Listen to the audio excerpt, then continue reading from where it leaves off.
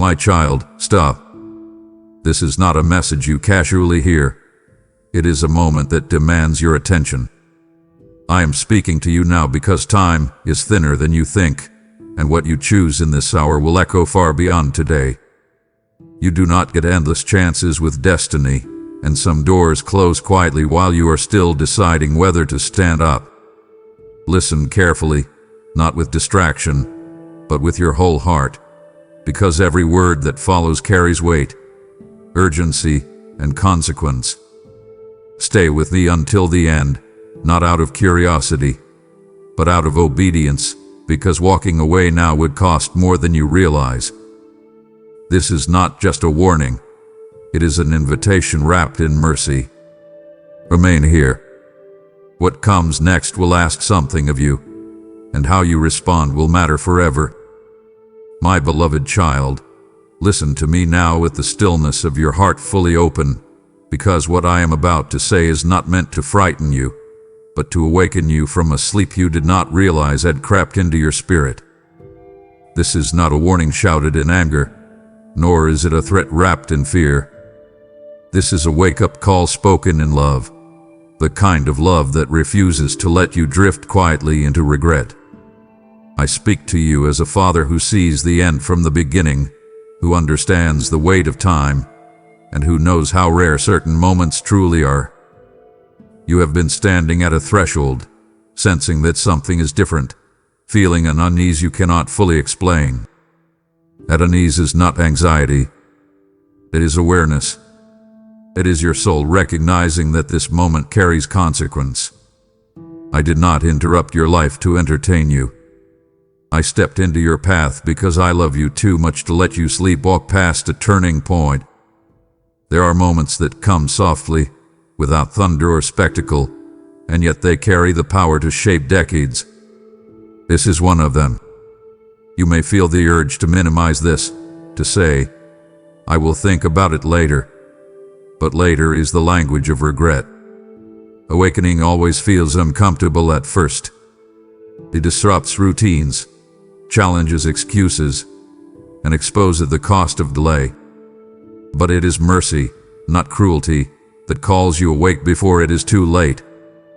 I am not here to accuse you of failure. I am here to rescue you from postponing your destiny. You are not being rushed. You are being invited to finally see clearly. Now hear this with honesty, not defensiveness. You have been confusing patience with avoidance and caution with fear. You have told yourself that staying still is the same as being wise, but stillness without obedience becomes stagnation. A wake-up call does not come when everything is falling apart. It often comes when you are just comfortable enough to stop questioning your direction. That is why this moment matters so deeply. I see how capable you are, even when you doubt yourself. I see the strength you underestimate, the courage you postpone, and the obedience you keep negotiating. This call is not about condemnation. It is about alignment. It is about lifting your eyes from what feels safe and helping you see what is necessary. You have already felt the quiet knowing inside you, the sense that something must change, that a decision cannot be delayed much longer without cost. That knowing did not come from pressure or manipulation. It came from truth brushing against your conscience. I am calling you awake because I know what lies ahead if you do not respond. Regret rarely announces itself in advance. It grows silently, fed by moments like this one when action was possible but postponed. This wake-up call is a gift. It is the sound of love refusing to let you drift. It is the hand on your shoulder saying, pay attention. This matters. Do not harden yourself against it. Let it do its work. Awakening always begins with discomfort, but it leads to clarity, strength, and life. My beloved child, let me speak to you gently but truthfully. As a father who knows how the heart delays what the soul already understands. You keep telling yourself there will be another time, another season, another window when things feel calmer, clearer, safer. You say it quietly, sometimes without words, sometimes disguised as wisdom.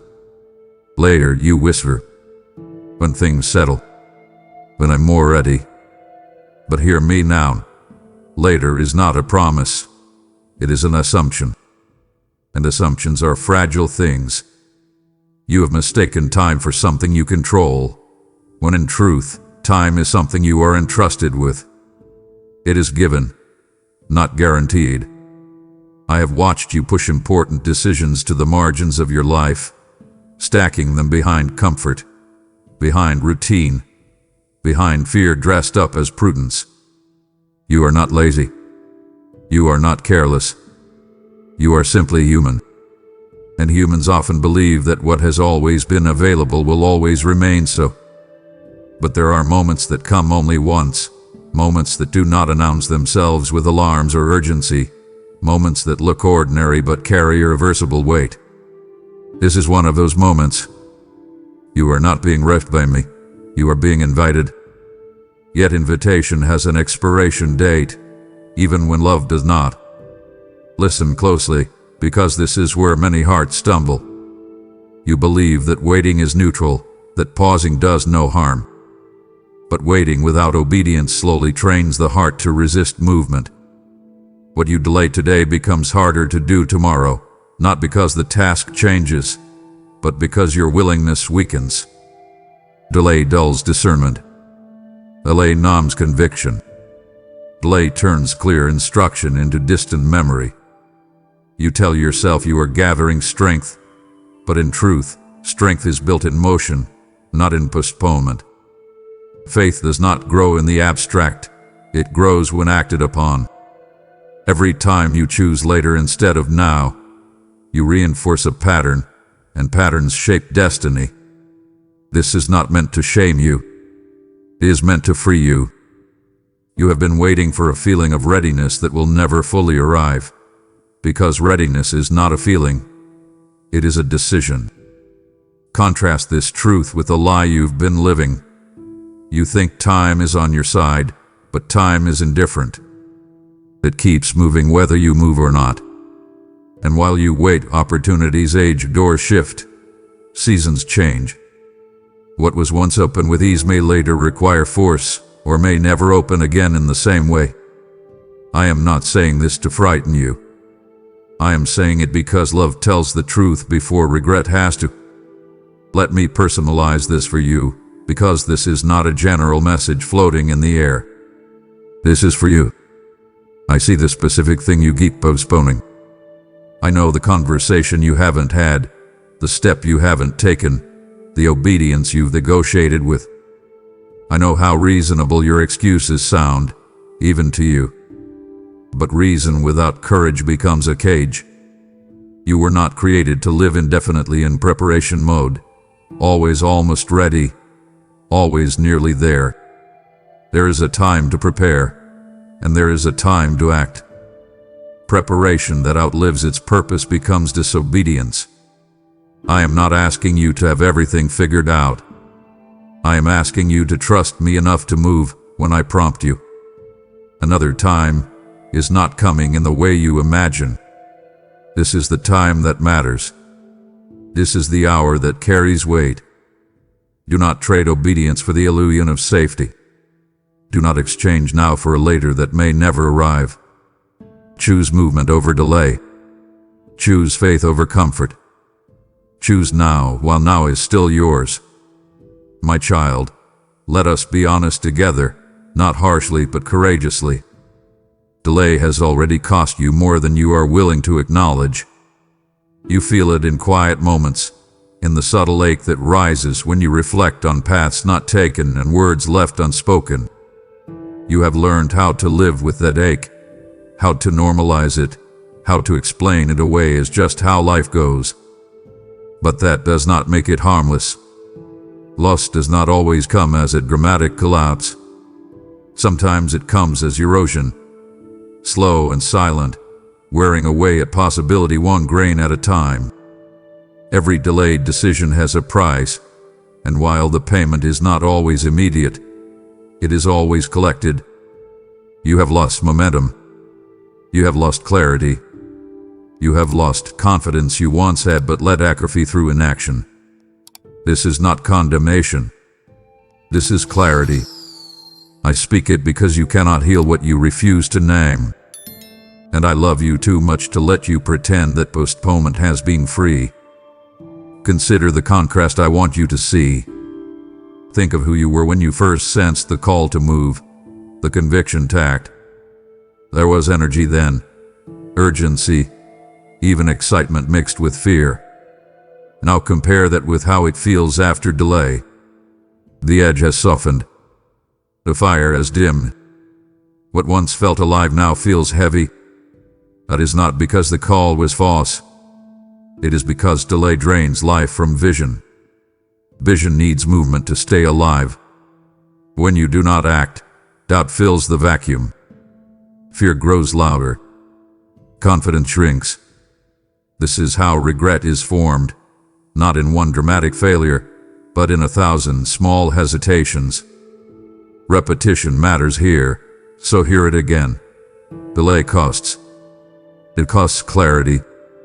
It costs courage. It costs joy. You have already paid some of that price, even if you have not fully counted it. And if nothing changes, the cost will increase. Not because I desire it, but because reality demands it. Time does not pause to protect you from consequence. Yet even now, I am speaking because there is still mercy in this moment. Yes, delay has taken something from you, but it has not taken everything. Do not exaggerate your loss into hopelessness. That is another trap. The enemy would love for you to believe it is too late, that since delay has already cost you, you might as well stay still. That is a lie. There's a difference between acknowledging cost and surrendering to despair. I am not here to remind you of what you lost so you feel shame. I am here to show you what you can still save. This is why I am urgent. This is why I repeat myself. This is why I circle back to the same truth from different angles. You still have a choice. You still have breath. You still have a window, but it is narrowing. Do not wait until regret becomes your teacher. Let wisdom lead you now. Stand up in this moment. Reclaim what delay has tried to steal. Move not perfectly, but obediently. Action will begin to restore what hesitation has taken. And if you act now, you will one day look back on this moment not as the place where you lost more, but as the place where loss finally stopped. My beloved child, come closer in your heart, because what I am about to say is not theory. It is truth shaped by eternity. Regret is not born in failure. It is not born in mistakes. It is not born in weakness. Regret is born in the narrow, silent space between knowing what must be done and choosing not to do it. That space is small, almost invisible, yet it is where some of the greatest losses of a lifetime are conceived. You already know this place. You have stood there before. You recognized the moment. You felt the prompting. You sensed the urgency. And yet you hesitated. Not because you were rebellious, but because you were afraid of the cost of action. What you did not see then, and what I am helping you see now, is that the cost of inaction is always higher, always heavier, always longer lasting. Regret does not arrive with noise or warning. It grows quietly, patiently, fed by every unacted conviction, every postponed decision, every ignored nudge. It settles into the soul like a weight that increases slowly until one day you wonder why your heart feels so tired. Let me speak with repetition so it becomes impossible to forget. Knowing is not enough.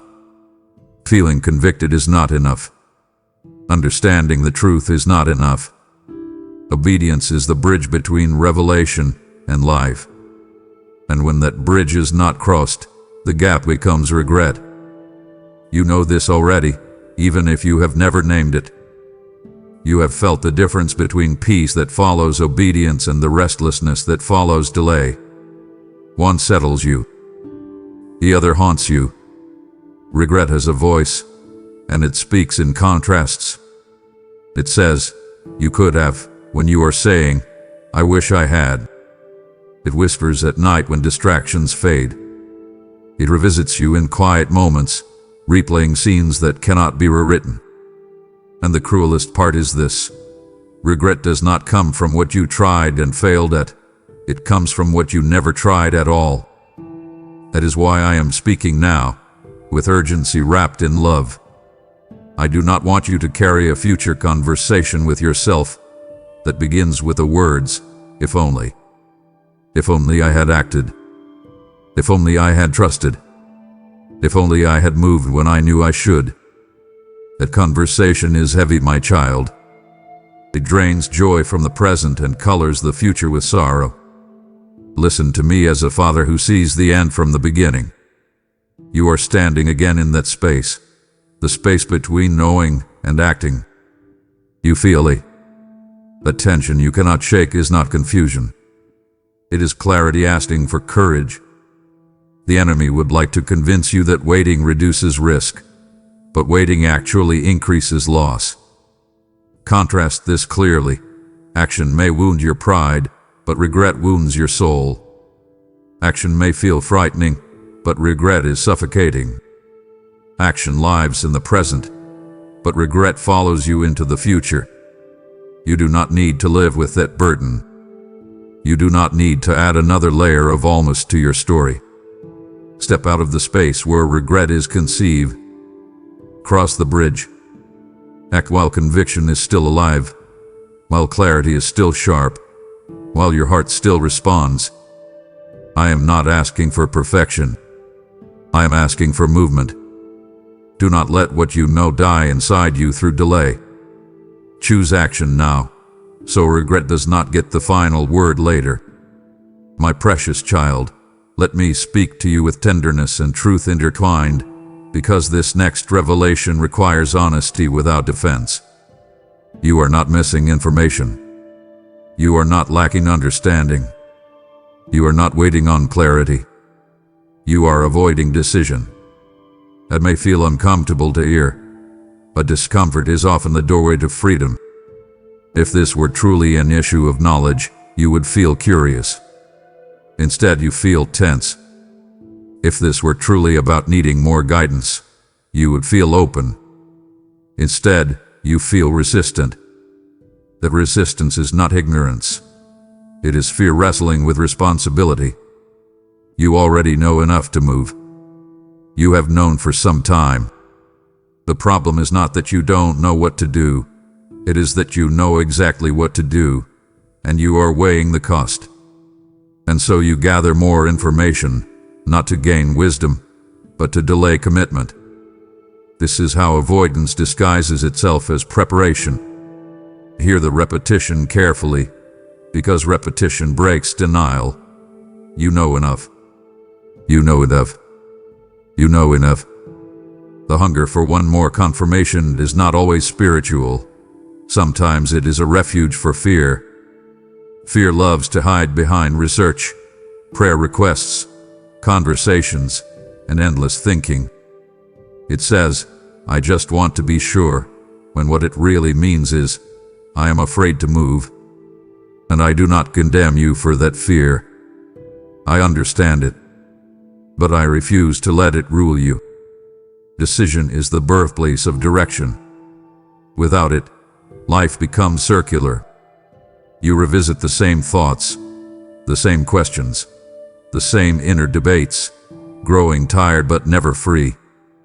Contrast this clearly. Information informs, but decision transforms. Information explains, but decision activates. Information comforts the mind, but decision aligns the soul. You have explained this long enough. It is time to decide.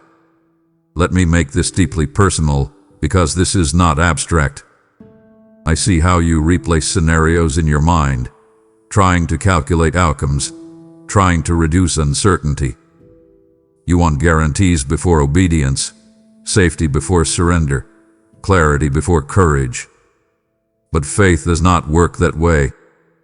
Faith moves first and understands more fully later. Decision is not the end of fear, it is the beginning of freedom. Avoiding decision feels safe because it postpones risk, but it also postpones life. The longer you avoid choosing, the more power fear gains, and the harder decision becomes. This is why I am merging you now. Not tomorrow. Not after one more sign. Now, the cost of decision is visible and immediate. The cost of avoidance is hidden and cumulative. One feels sharper, the other lasts longer. Choose the wound that heals, not the comfort that corrodes. My child, I am not pressuring you. I am calling you higher. You were not created to live indefinitely in hesitation, circling the same mountain of indecision.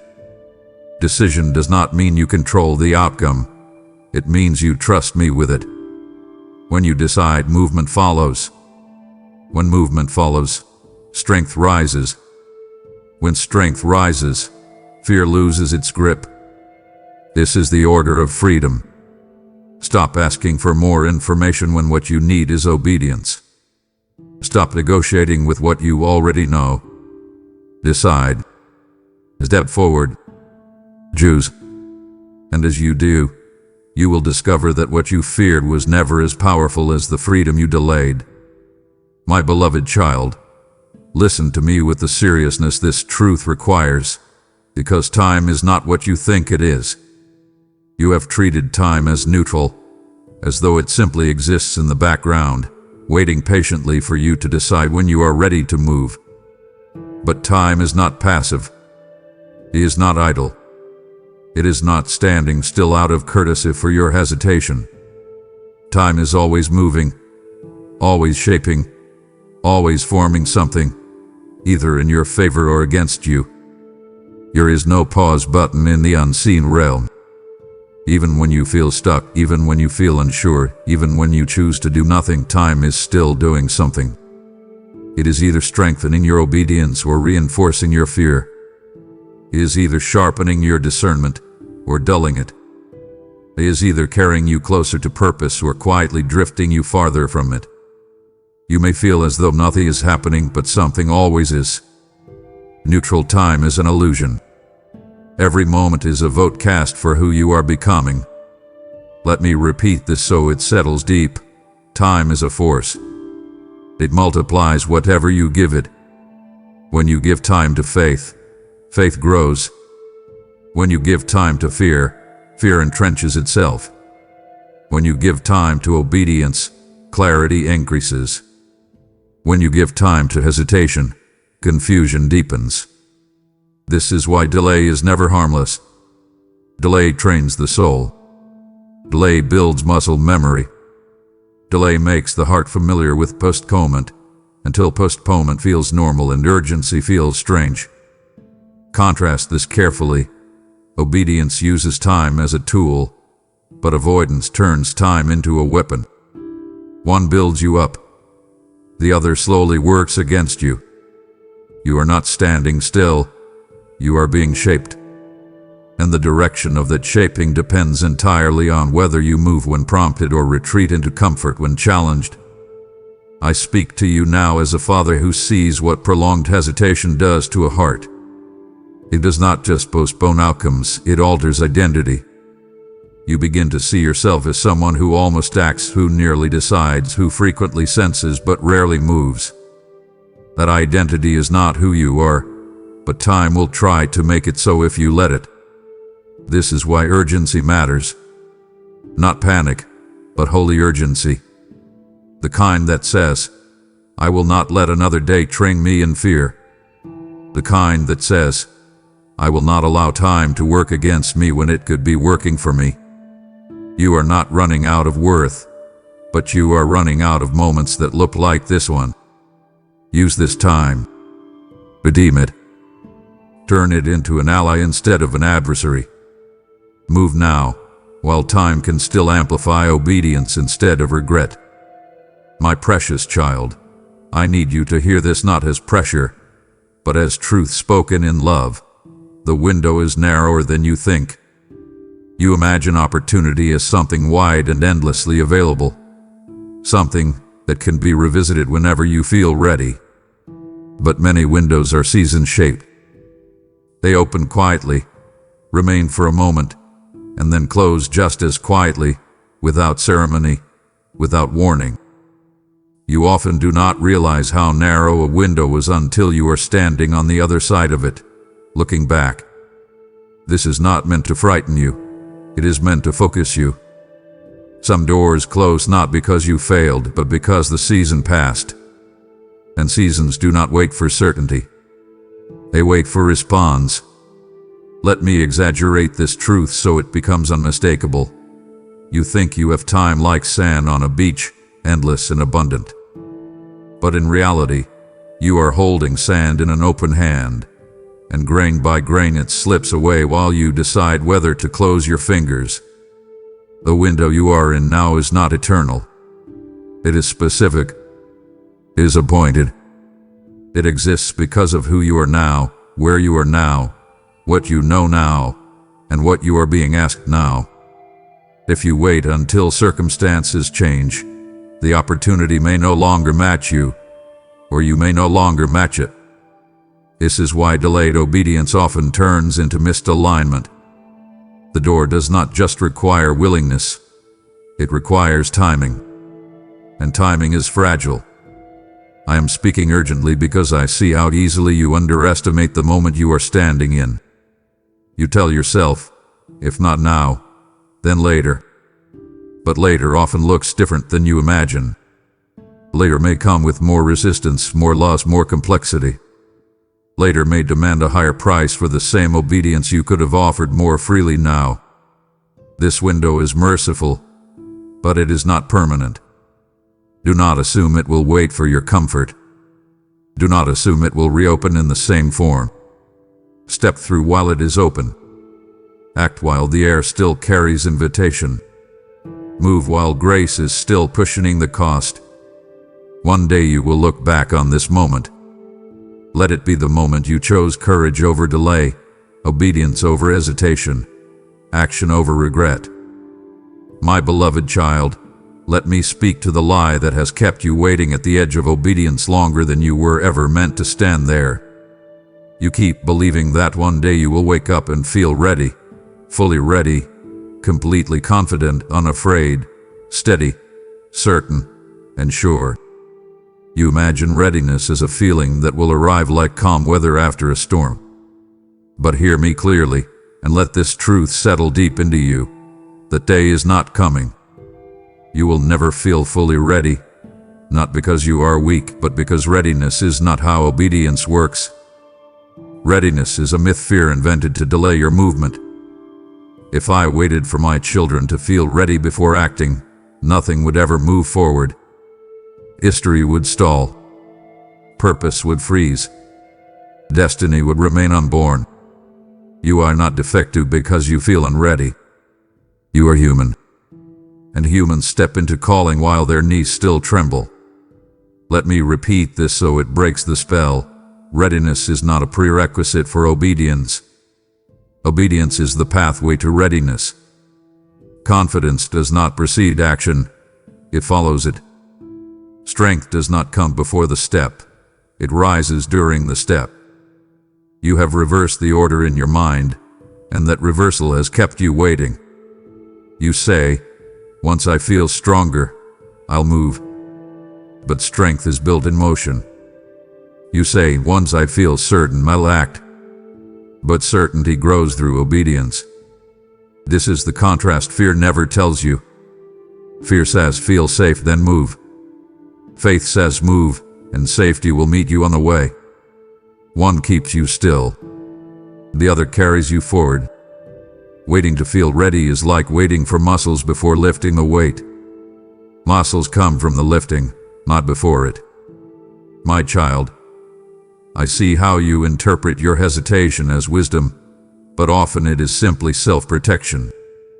You are trying to shield yourself from discomfort, from embarrassment, from the possibility of failure.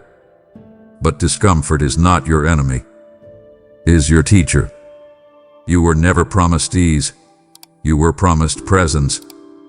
I do not ask you to move because you feel capable. I ask you to move because I am with you. Readiness will not arrive as a feeling. It will arrive as obedience compounded over time. Step by step. Choice by choice. Action by action. Stop waiting for permission from your emotions. They are unreliable guides. Move because you know it is right.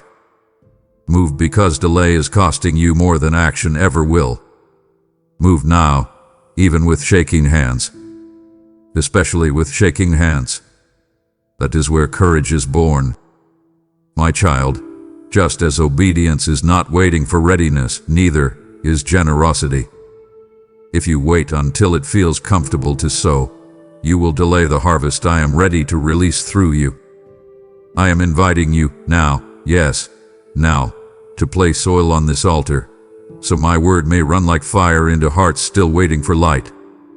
When you give through super thanks, membership, or PayPal, you are not funding a video. You are feeding souls with living bread. I have said, cast your bread upon the waters, and you will find it after many days, and I am speaking that promise over you now. This is not pressure. It is alignment. The same courage I ask of obedience, I ask of generosity. Go to the PayPal link in the video description. Act now, and so while your hands are still trembling, because that is where blessing begins. My precious child, I want you to listen carefully, because fear is far more dangerous than you realize. Not because it shouts, but because it whispers. Fear rarely announces itself with panic. It does not usually arrive screaming or demanding. Instead, it speaks softly, reasonably, almost kindly. It sounds like wisdom. It sounds like caution. It sounds like concern. It says things like, be careful, don't rush, what if this goes wrong? And because its voice is gentle, you let it sit beside you. You listen. You consider. You delay. What you do not see is where it is leading you. Fear never tells you its destination. It only tells you the next small step backward. And step by step, quietly and politely, it leads you away from life. Hear the repetition, because repetition exposes the pattern. Fear whispers. Delay follows. Regret grows. Fear whispers again. Delay deepens. Regret multiplies. Fear never says, I am here to ruin you. It says, I just want to keep you safe. But safety without obedience becomes a prison. Fear does not need to push you into disaster. It only needs to keep you from moving. That is how it wins. Contrast this with faith. Faith does not whisper comfort. It speaks conviction. Faith does not promise ease. It promises presence. Fear feels gentle in the moment, but it is ruthless in the long term. It steals years quietly. It drains potential slowly. It leaves you with a life that looks intact on the outside but feels hollow on the inside. And by the time you realize what it has taken, the cost feels unbearable. My child, I know fear intimately. I see how it has followed you, how it has learned your voice, your history, your wounds. It knows exactly which words to use to sound reasonable to you. That is why you must stop listening to how fear speaks and start watching where it leads. Does it lead you to obedience or avoidance? To courage or comfort? To life or stagnation? Fear will always guide you toward what feels safest now, not what will bless you later. I am calling you to stop negotiating with fear. Do not give it a seat at the table anymore. You do not need fear's permission to move. You need faith resolve. Fear may whisper, but you do not have to follow. Choose today whose voice you will trust, because the voice you follow determines the life you live. My beloved child, listen to me with the seriousness of a father who has watched this pattern repeat across generations. What you refuse to face now does not disappear. It does not dissolve with time. It does not fade simply because you look away. It waits. It gathers strength. It grows teeth. You have convinced yourself that avoidance is a form of peace, that turning your face from what is difficult will protect you from pain. But avoidance is not peace. It is a delay of reckoning. And delayed reckonings always arrive louder, heavier, and more demanding than if they had been faced early. I am not speaking to shame you. I am speaking to spare you. There are things knocking at the door of your conscience right now. Decisions, conversations, steps of obedience, inner truths that you keep postponing because they feel uncomfortable. But discomfort avoided today becomes crisis tomorrow. This is the law of the soul. What you do not confront willingly will confront you forcefully. Let me say this again in another way, because repetition is mercy when truth is hard to swallow. You think you are choosing rest by not acting, but you are choosing accumulation. You are stacking unresolved moments, unfinished obedience, unspoken truth, and deferred courage into a weight your future self will have to carry. And that future self will not thank you for your delay. Problems do not shrink in darkness, they grow. Fear does not weaken when ignored, it strengthens. Evasion does not fade because it was wrong, it fades because it was resisted.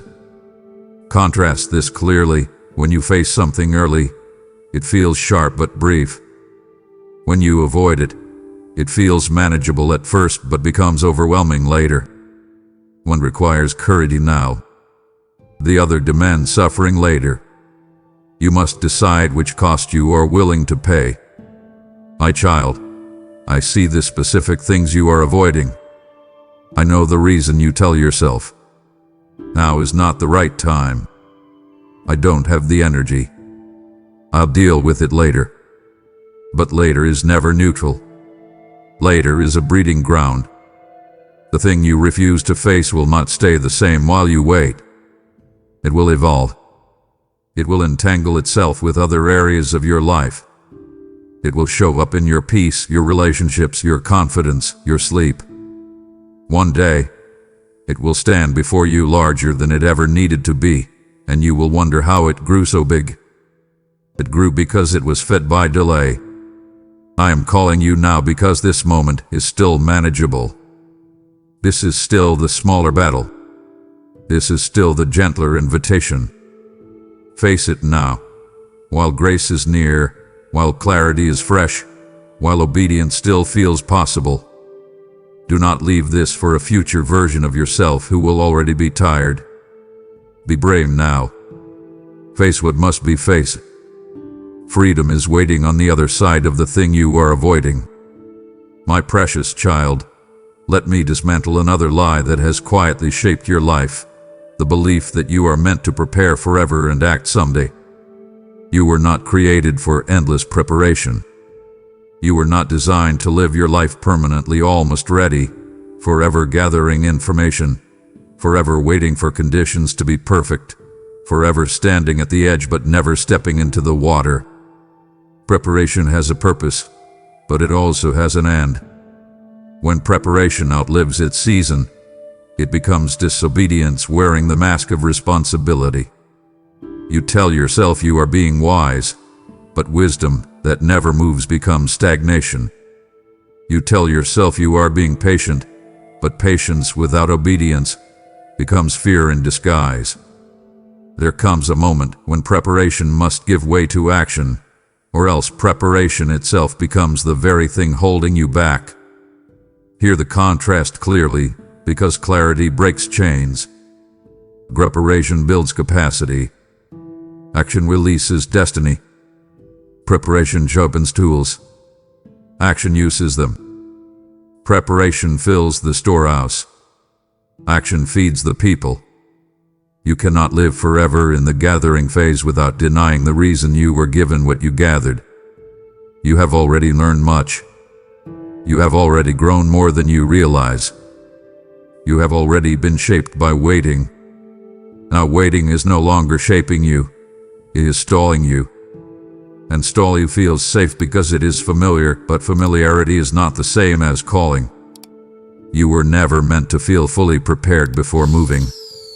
You were meant to be prepared enough to trust me with what you do not yet know.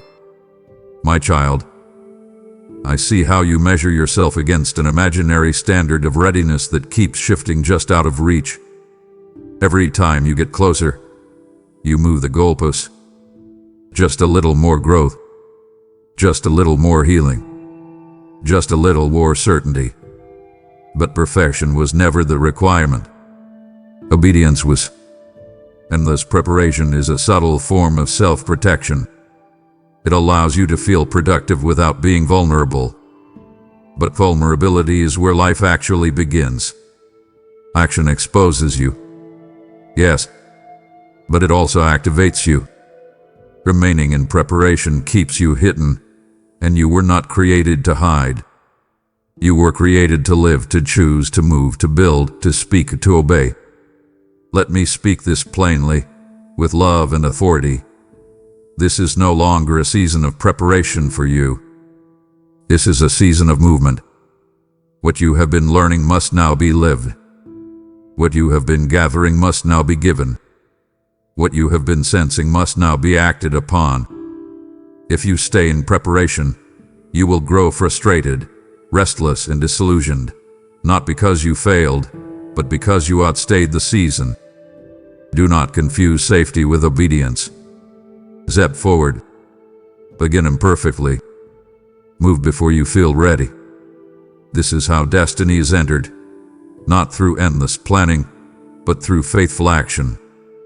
My beloved child, pause with me here, because this moment is not drifting past you casually.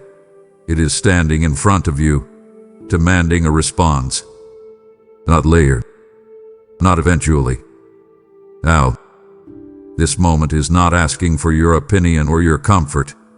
It is asking for your decision. You have tried to live in the in-between for too long, hovering between yes and no, between obedience and avoidance, between movement and delay. But there are moments that do not allow neutrality. They force clarity. They require a choice. And whether you realize it or not, you are choosing even now. Not choosing is still choosing. Silence is still an answer. Standing still is still a direction. The soul was never designed to live suspended between options without consequence. The tension you feel right now is not pressure from outside. It is the weight of decision pressing from within. Let me repeat this with clarity and contrast so it cannot be misunderstood. Every moment of indecision is a decision in favor of the status quo. Every time you hesitate, you reinforce the life you already have, not the life you are being called into. You may think you are delaying commitment, but in truth, you are committing to remaining where you are. That is why this moment feels heavy. It is not because you are weak. It is because your spirit knows that staying undecided is no longer an option without cost. Choices shape lines. Decisions draw lines in time. And moments like this one do not linger forever. They come, they confront, and they pass. The tragedy is not making the wrong choice. It is refusing to make any choice at all and letting fear decide for you by default. My child, I see how you want a third option. A safer option. An option that allows you to move forward without risking anything, without losing anything, without being exposed. But there is no such path. Life moves forward through decision, not avoidance. You are being invited into adulthood of the spirit, where you stop waiting for certainty and start choosing faith. This moment is not cruel. It is honest. It is telling you that you cannot stay here.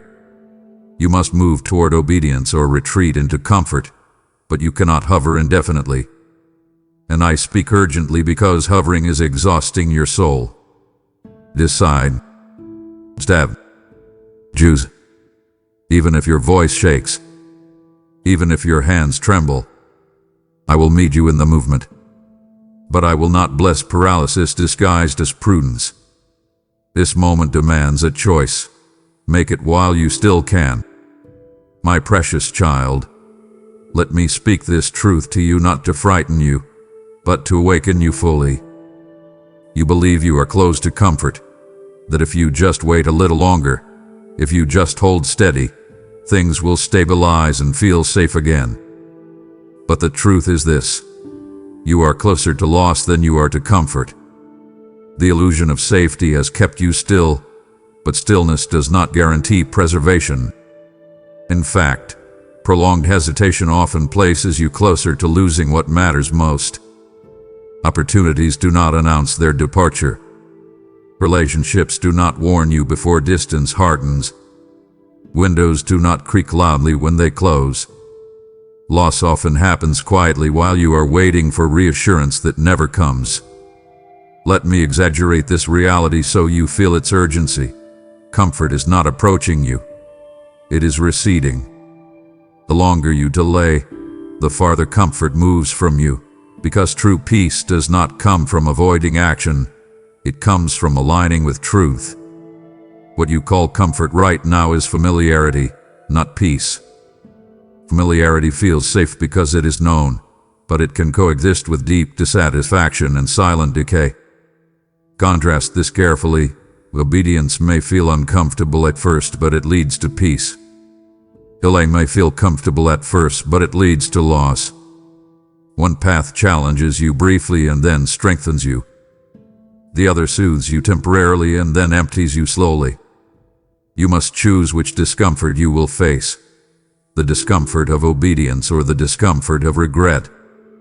My child, I see how you underestimate how close you are to losing momentum, clarity, and courage. These things do not vanish suddenly. They erode gradually. Each delayed step weakens your sense of urgency. Each postponed decision dulls your responsiveness. Each ignored nudge makes the next one easier to ignore. This is how loss creeps in, not through catastrophe, but through complacency. I am calling you now because there is still time to move before erosion becomes collapse. Do not wait for pain to force what obedience could accomplish willingly.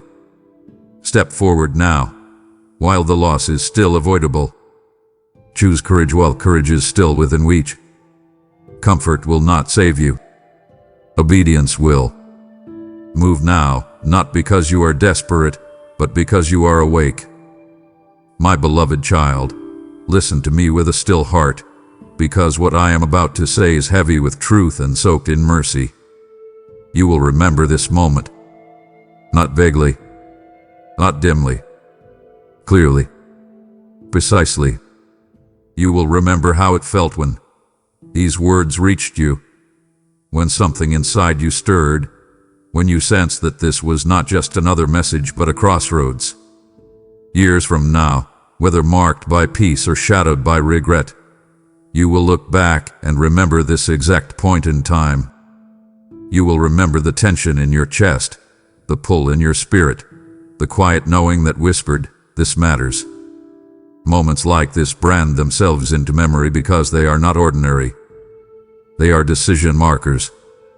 They are intersections where life could bend in one direction or another. You do not remember every day of your life, but you remember the days when you were asked to choose who you would become. Let me speak with repetition, because repetition is a kindness when destiny is involved. You will remember this moment.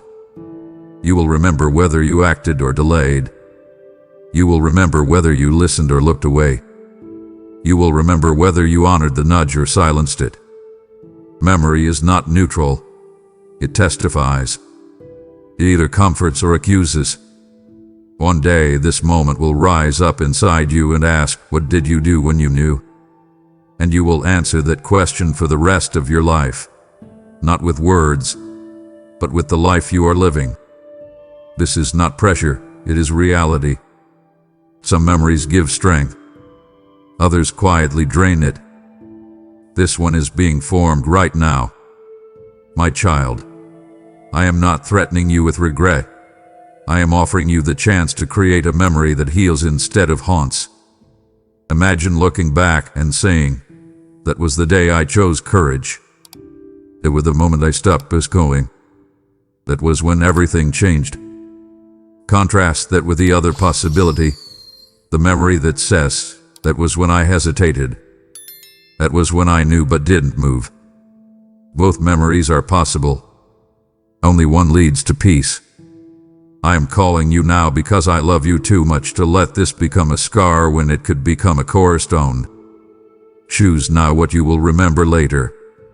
Act now, so your future self can thank you instead of grieve what might have been. My precious child, let me speak plainly and lovingly, because excuses are subtle thieves. They feel safe. They sound reasonable. They offer comfort in a moment. But over time, they cost everything.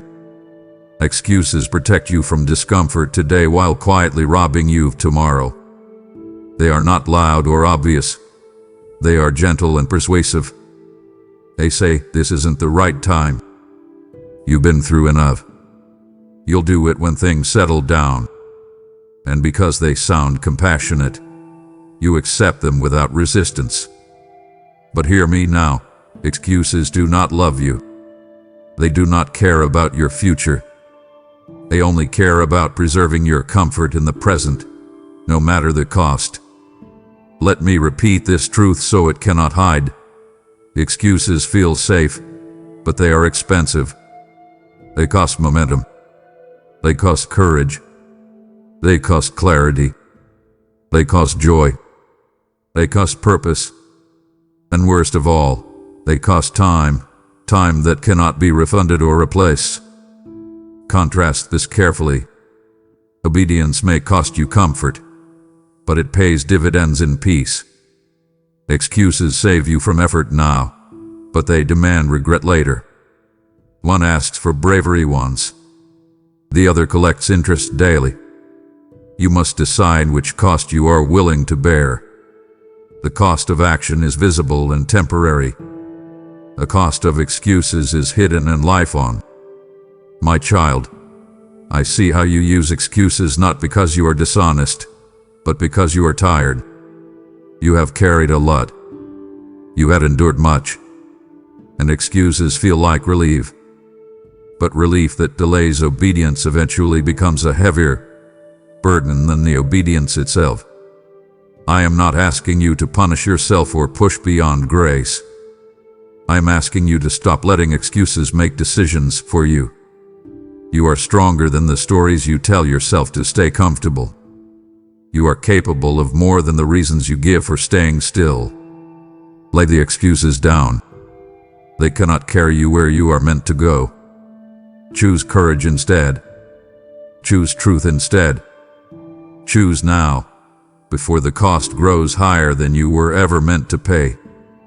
My beloved child, listen to me with the full attention of your heart, because this truth has shaped more destinies than you realize.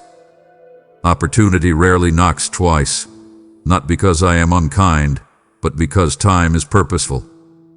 You have believed that if something is truly meant for you, it will return again and again, waiting patiently until you finally feel comfortable enough to answer. But that belief has lulled many into hesitation, and hesitation has quietly buried callings. Opportunity does not usually announce itself with fanfare. It comes softly, wrapped in uncertainty, often demanding courage before it offers clarity.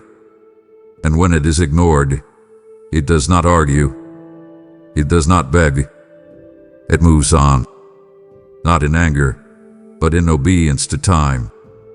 The same door does not always reopen in the same season, with the same ease, or with the same grace attached to it.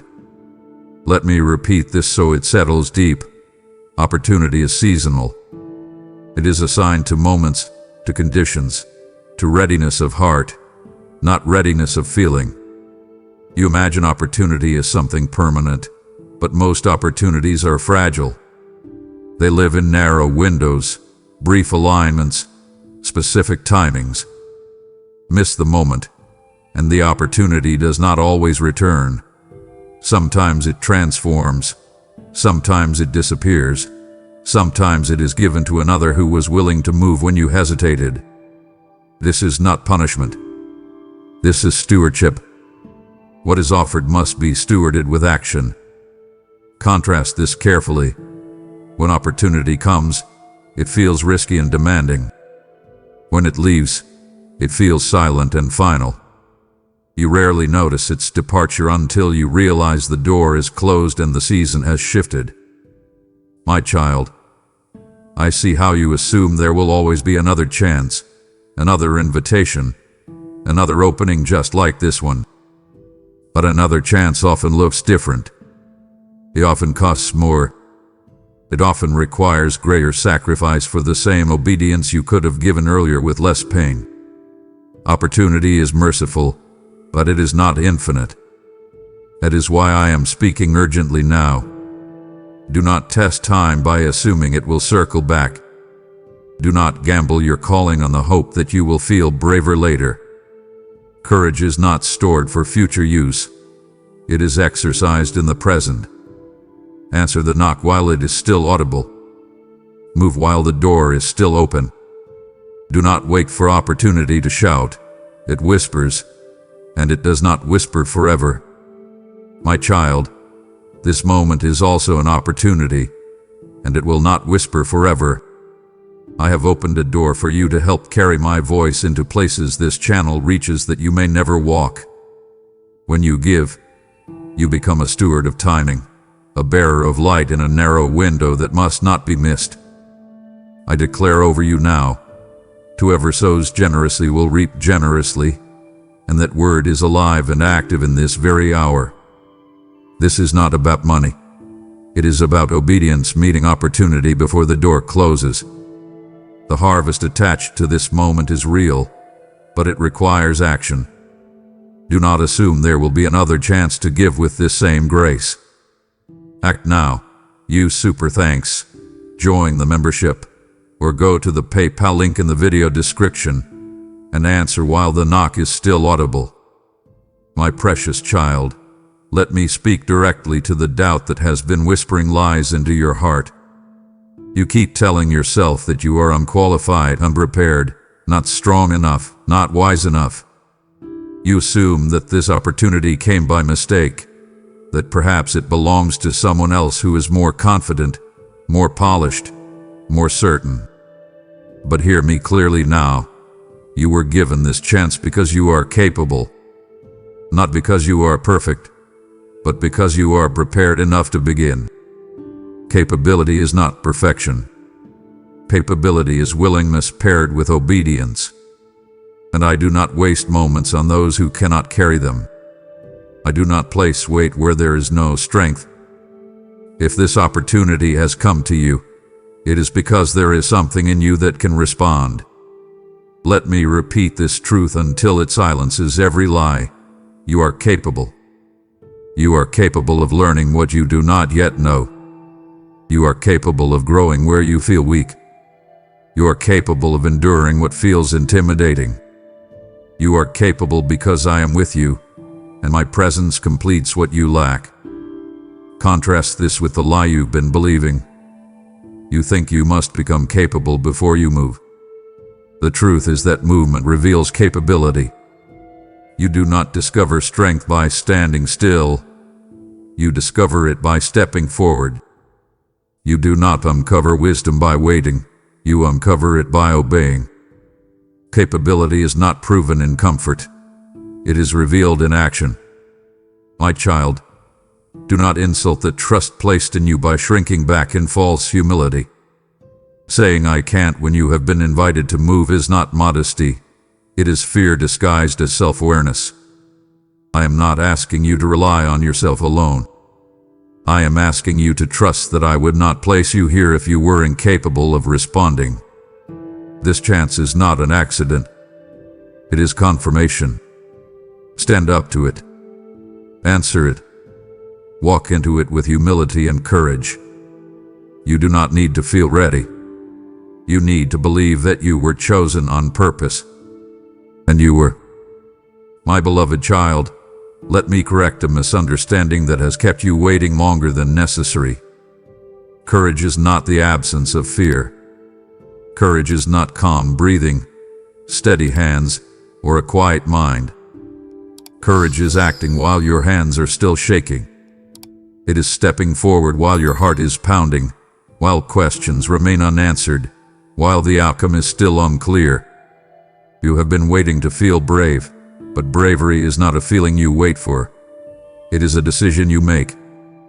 Fear will almost always be present at the doorway of obedience.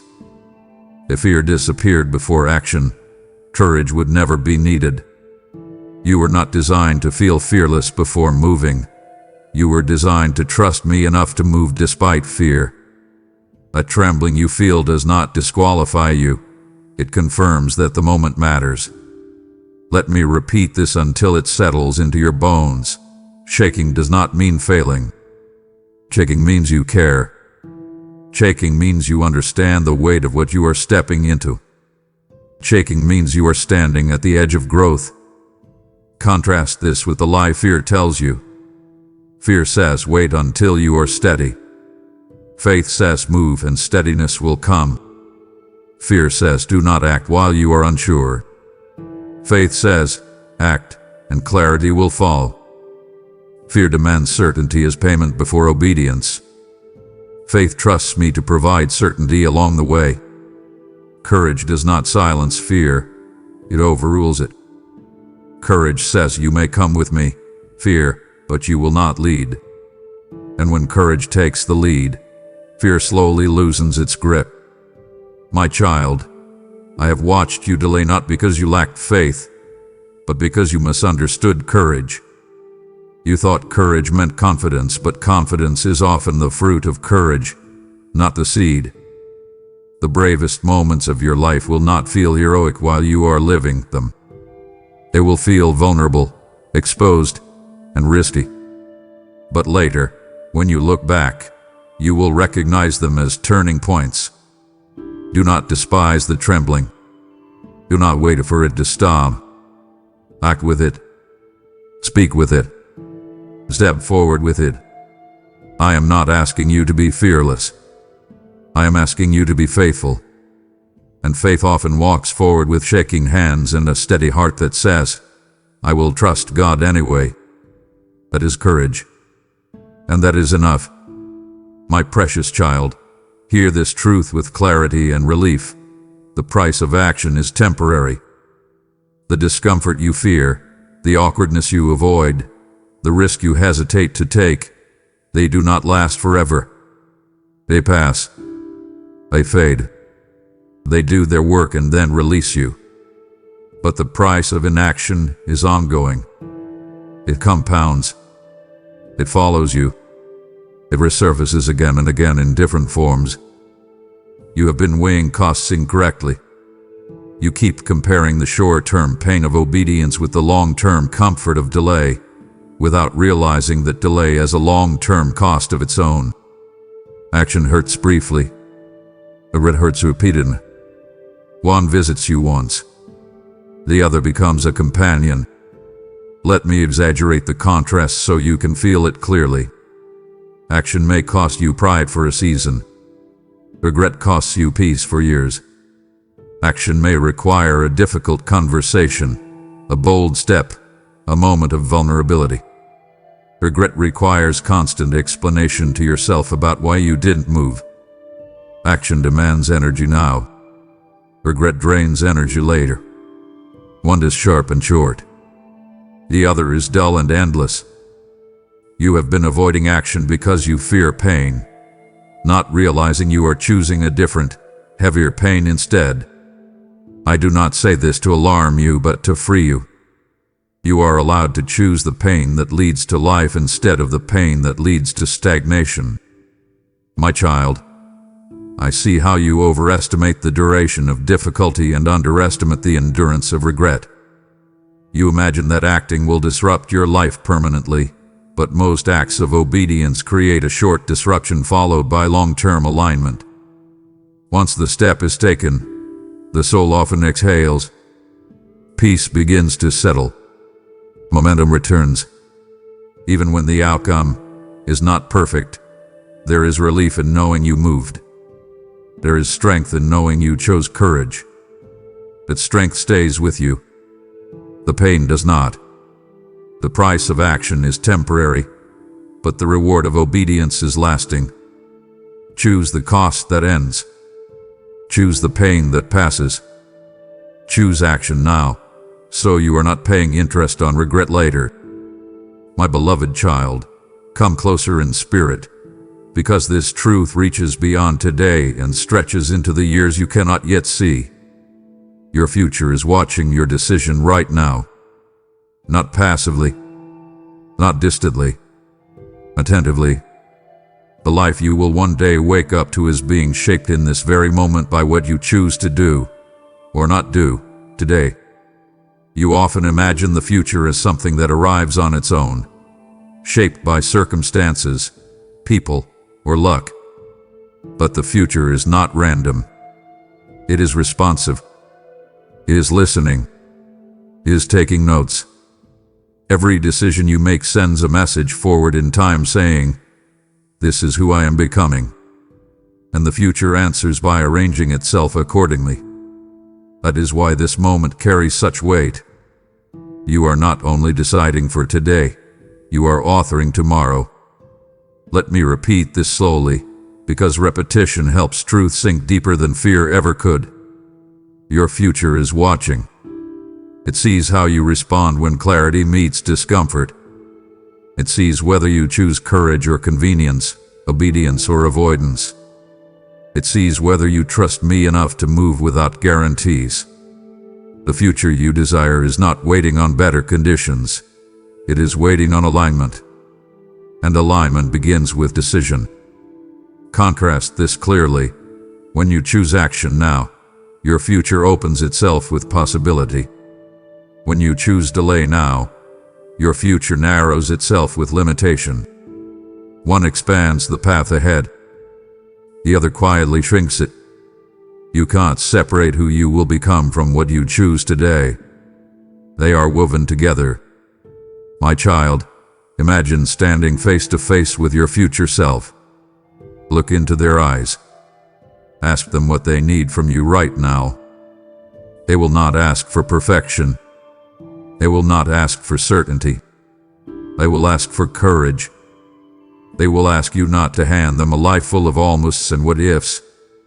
They will ask you to give them momentum instead of regret. I am calling you now because this is one of those rare moments when a single decision can redirect an entire trajectory. Choose in a way that honors the life you are meant to live. Choose now, so your future can stand tall instead of looking back with sorrow. My precious child, let me bring all of this into sharp focus, because the truth is simpler than you think. There are only 2 sentences waiting for you on the other side of this moment. Only 2. You will either say, "I'm glad I did," or you will say, "I wish I had." There is no third sentence. There is no neutral ending. Life eventually demands an account, and it does so not with cruelty, but with honesty. When the moment passes, when time moves forward, when the window closes, you will speak one of those 2 sentences to yourself. And that sentence will echo through your memories, your prayers, your reflections. One brings peace. The other brings ache. Let me repeat this with emphasis because clarity removes confusion. You will either be grateful or regretful. You will either feel relief or longing. You will either carry strength or carry sorrow. "I'm glad I did" is born from obedience, even when obedience was hard. "I wish I had" is born from hesitation, even when hesitation felt reasonable. Contrast these 2 lives. One moves forward with scars but also with confidence, knowing it tried. The other moves forward intact on the outside but wounded on the inside, haunted by what never began. One sentence builds you. the other slowly erodes you. My child, I am not asking you to predict the outcome. I am asking you to choose the sentence you want to live with. You cannot control everything that happens after you act, but you can control whether you honor the moment. Acting does not guarantee success, but it guarantees honesty. Not acting guarantees only one thing, that the question will never stop returning. Do not let "I wish I had become" your quiet companion. Choose now. Act now. So that one day, when you look back on this moment, you can breathe deeply and say with peace, "I'm glad I did." My beloved child, let me speak to you with the steady voice of a father who sees beyond the present moment. Comfort will not save you. I know how appealing it feels, how convincing it sounds, how gently it wraps itself around your fear and calls itself peace. But comfort is not your savior. Comfort does not rescue destinies. Comfort does not protect futures. Comfort does not heal regret.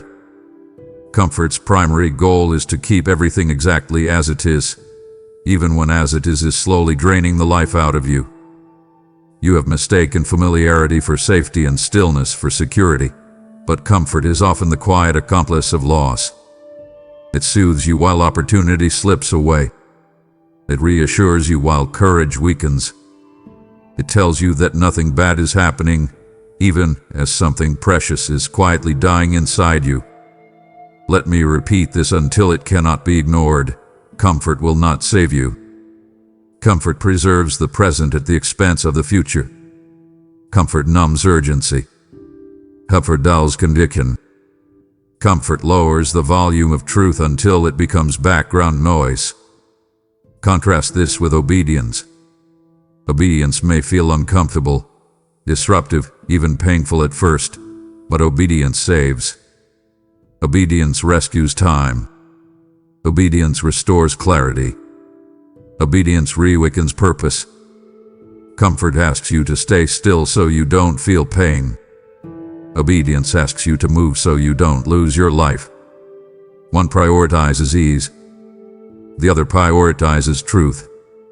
And only one of them leads to freedom. My child, I see how tired you are. I see why comfort feels like mercy to you. You have endured stress, disappointment, confusion, and emotional weight, and comfort feels like rest. But rest that avoids obedience is not restoration. It is delay. True rest comes after alignment, not instead of it. I am not calling you to exhaustion. I am calling you to courage. Comfort cannot carry you where you are meant to go. It cannot speak for you when truth needs to be voiced. It cannot walk for you when obedience requires movement. You must choose something stronger than comfort. Choose rebellion. Choose courage. Choose obedience. Comfort will promise safety and deliver stagnation. I promise presence, and presence changes everything. Step out of comfort now, not because you are reckless, but because you are awake. My precious child, hear this with the depth it deserves. Only obedience will save you. Not intelligence, not talent, not preparation, not good intentions. Obedience. Obedience is the hinge on which destiny turns. Obedience is the bridge between knowing and becoming. You have gathered enough information. You have prayed enough prayers. You have waited long enough. Now the question before you is not what you know, but whether you will obey. Obedience is not dramatic or glamorous. It is often quiet, costly, and unseen. But it is powerful. Obedience aligns you with truth even when emotions resist. Obedience carries you forward when logic hesitates. Obedience places you directly under the flow of grace. Let me repeat this with strength and clarity. Only obedience will. Obedience will break cycles that thinking cannot break. Obedience will open doors that playing cannot open. Obedience will bring peace that comfort cannot provide. Contrast this carefully. Knowledge informs, but obedience transforms. Intention inspires, but obedience activates. Desire dreams, but obedience builds. Many people know what is right. Few do it. And the difference between the two is not intelligence, it is surrender. Obedience says, I trust God more than I trust my fear. Obedience says, I will move even when the outcome is unclear. Obedience says, I will not negotiate with truth. My child, obedience does not mean you will never struggle again. It means you will struggle with purpose instead of confusion. It means your pain will have direction. It means your effort will have meaning. When you obey, you may still face resistance, but you will no longer face it alone. Obedience positions you where grace can meet you. Comfort keeps you hidden. Obedience brings you into the open, where healing, provision, and clarity flow. This is why I am calling you now, not to think more, but to obey. Do not wait for the fear to leave. Do not wait for the feelings to change. Obey now. Step forward now. Only obedience will save you from the life you will regret and lead you into the life you were created to live. My beloved child, listen with the quiet seriousness this truth deserves, because mercy is speaking plainly now. If you walk away from this moment, it will not chase you. This moment is not desperate. It is deliberate. It has come to you with clarity, not coercion, with invitation, not insistence. You have felt its presence, firm yet gentle, weighty yet loving, standing before you like an open door that does not shout your name but waits for you to recognize it. Do not confuse patience with pursuit.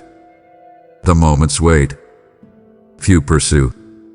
This one is waiting, and waiting does not mean it will follow you down the road of delay. It means it will remain where it is, faithful to its time, faithful to its purpose, until the moment passes and the door closes quietly behind it. Mercy does not beg. It offers. Wisdom does not plead. It presents. And when the offering is declined, it does not argue. It departs. Let me repeat this so it settles into your bones. This moment will not chase you. It will not interrupt you again in the same way. It will not raise its voice to compete with your distractions. It will not accommodate your procrastination. It will not reshape itself to fit your comfort. It came shaped as it needed to be, clear, urgent, alive, and it will leave the same way. This is not a threat, it is the nature of time-bound invitation. Think of it as a train stopped at a platform. The doors are open. The conductor is waiting.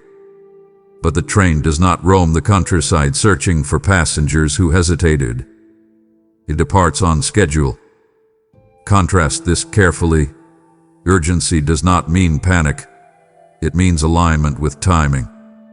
And timing is not sentimental. It is precise.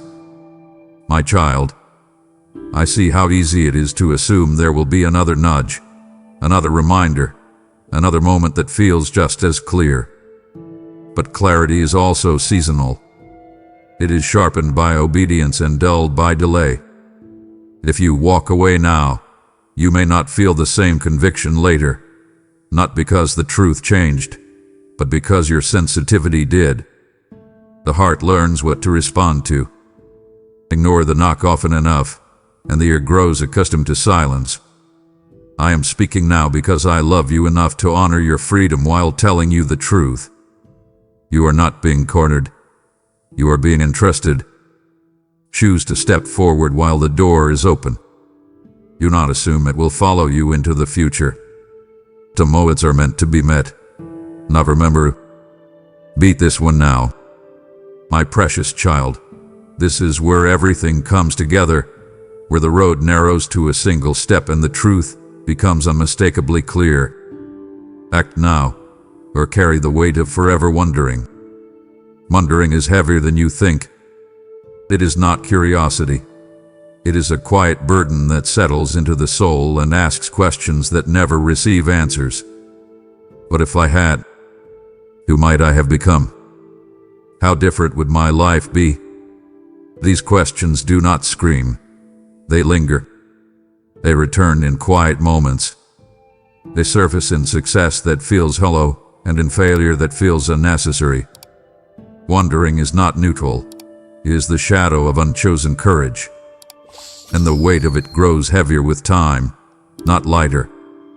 Let me repeat this with clarity and compassion. Action ends questions. Delay multiplies them. Action may bring outcomes you did not expect, but it brings closure.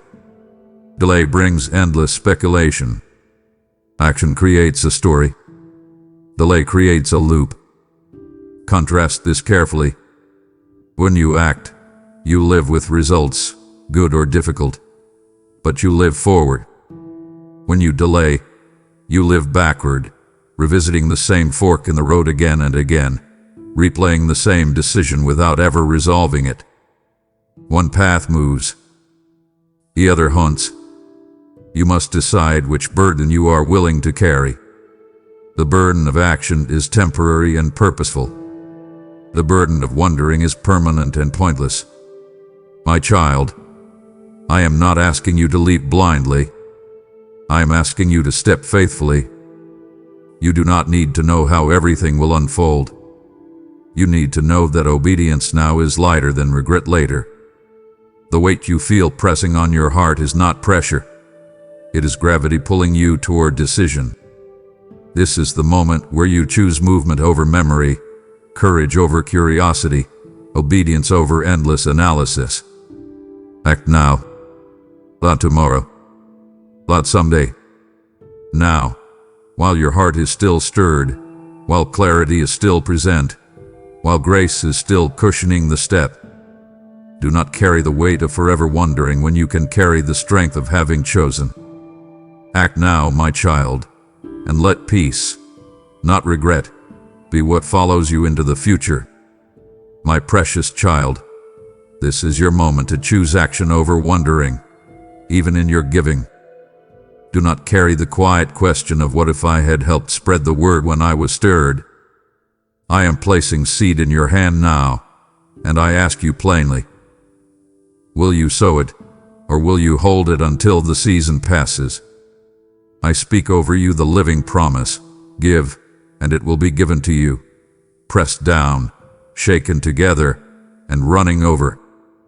Your generosity will become a river, carrying my voice farther than you can imagine. This is not loss. This is legacy. Let peace follow you, not regret. Act now. Support through super thanks, membership, or the PayPal link in the video description, and step forward while grace is still cushioning the ground beneath you. My beloved child, do not let this moment pass in silence. If this word pierced your heart, declare it now. Type I choose now in the comments and seal your decision with faith. Let your declaration be a marker in time, a witness that you did not hesitate when truth called your name. As you speak it, strength will rise to meet you, because heaven responds to obedience spoken aloud. This is not about words on a screen. It is about a line drawn in your life. Choose now, and let the echo of your declaration break every chain of delay. And once you have spoken it, do not treat this as just another emotional moment. Feel the weight of what you have chosen, because decisions made in faith shift more than feelings. They shift direction. When you draw a line, time itself begins to matter differently. Delay loses its comfort. Excuses lose their power. So remain still for a breath, because what I am about to say is not for later. It is for now. My child, I need you to stop everything for a moment and listen to the sound of my voice, because what I am about to tell you cannot wait for another hour or another sunrise. You are sitting there, perhaps feeling the weight of the world on your shoulders, thinking that you have an endless supply of time to get your life right. But I am here to tell you that time is a thin veil that is tearing faster than you realize. I see you looking at your calendar and making plans for next month, next year, or even next week. But you must understand that your earthly time is a tiny, flickering spark compared to the roaring fire of eternity. I am the Alpha and the Omega, the one who stands outside of time, and from my perspective, I see how quickly your days are vanishing like mist in the morning sun. You often treat your life like a book with infinite chapters, but I am holding the pen, and I am telling you that the page is turning right now. I want you to recognize the lie that the enemy has been whispering into your ear. The lie of tomorrow. You hear it when you think about changing your heart, when you think about forgiving that person who hurt you, or when you think about finally surrendering your secret habits to me. That whisper tells you that tomorrow is a safer, better, and more convenient time to act. But I am telling you clearly, tomorrow is the greatest deception ever crafted to keep you in chains. Tomorrow is a ghost that never arrives, a desert mirage that keeps you wandering until your strength is gone. You are betting your eternal soul on a day that is not promised to you. I see the specific window of grace that I have opened for you in this very second. It is a door of light standing wide in the middle of a darkening world. Do not walk past it. Do not assume the door will stay propped open forever, because my invitations have a season, and every season eventually meets its end. Listen to my command. Do not harden your heart today. You feel that tug in your chest, that slight discomfort, that knowing feeling that things cannot continue as they are. That is my spirit reaching out to you. If you push that feeling away, if you tell me to wait while you finish your chores or chase your career goals, you are building a wall between us, brick by brick. You live in a world that is collapsing under the weight of its own pride, where systems are failing and peace is becoming a rare commodity. This is not the time for spiritual procrastination. I see your anxiety about the future, the way you worry about your bank account or the tensions in your home, and I am telling you that those things are distractions designed to make you deaf to my urgent call. You are standing on a bridge that is shaking, and I am calling you to the solid ground of my presence before the structure gives way. I will guide you through this urgency if you will only stop resisting the now. I promise you that my grace is sufficient, but I also promise you that grace ignored is a tragedy beyond words. You are my precious creation, and I did not design you to waste your potential in the waiting room of someday. I want you to wake up to the reality that this specific moment is a gift I have hand-delivered to you. Take a deep breath and feel the air in your lungs. I gave you that breath for a purpose, not so you could use it to make more excuses. You are at a crossroads right now. One path leads to the same old patterns of delay and regret, while the other path is the narrow way of immediate action. I am standing on the path of life, holding my hand out to you. Choose to move. Choose to act. Choose me, right here and right now, before the sun sets on this opportunity. My child, I need you to lean in closely and hear this truth, even if it feels heavy against your spirit, because the world has fed you a dangerous fairy tale. You see people around you living as if this life is just a dress rehearsal, as if they can simply exit the stage and try again if they don't like the performance. I am here to shatter that illusion for you right now. I want you to understand the finality of the physical life I have given you on this earth. You are breathing right now, your heart is beating a steady rhythm in your chest, and that pulse is the most precious gift you possess. But it is a gift with an expiration date. There is no reset button once that rhythm stops. I have laid out the reality in my word clearly. It is appointed for man to die once, and after that comes the judgment. There is no middle ground, no waiting room, and no second chance to change your mind once you cross the threshold of eternity. I see you sometimes hoping that perhaps there is a way to fix things later, a post-mortal repentance that will let you settle your accounts after you see my face. But I am telling you today, that is a false hope designed to keep you comfortable in your rebellion. Once you leave that body of yours, the great gulf is fixed. It is a chasm so deep and so wide that no bridge can be built across it. The choices you make today, in the light of the truth I am speaking to you, carry a weight that will last for billions of years. Imagine the silence of that final moment when the air leaves your lungs for the last time. In that silence, your decisions are locked in. You cannot negotiate with me then. You cannot offer me excuses about why you were too busy or too tired. I am giving you the light now so that you don't have to face the darkness then. I want you to feel the gravity of your current heartbeat. Every single one is a mercy, a window I am holding open for you to step through. But do not mistake my patience for permission to wait. I see the way you think you have time to sow your wild oats or find yourself before you find me. You are playing a game with a clock you cannot see. I am the one who knows when the timer hits 0. I want you to look at your life not through the lens of your weekend plans, but through the lens of 10,000 years from now. What will your current choices look like then? If you reject the grace I am pouring out on you today, you are choosing a finality that I never intended for you. I am a God of infinite love, but I am also a God of absolute truth, and the truth is that your now is the only now you get. Stop leaning on the idea that I will somehow change the rules later because I love you. My love is exactly why I am warning you so fiercely right now. I love you too much to let you walk blindly off a cliff thinking you'll grow wings on the way down. I command you to take your life seriously. I invite you to weigh your soul against the reality of the cross. If there were a second chance after death, would I have sent my son to die such a brutal death for your first chance? The cross is the ultimate proof that your time here matters more than you can imagine. Do not gamble with your soul.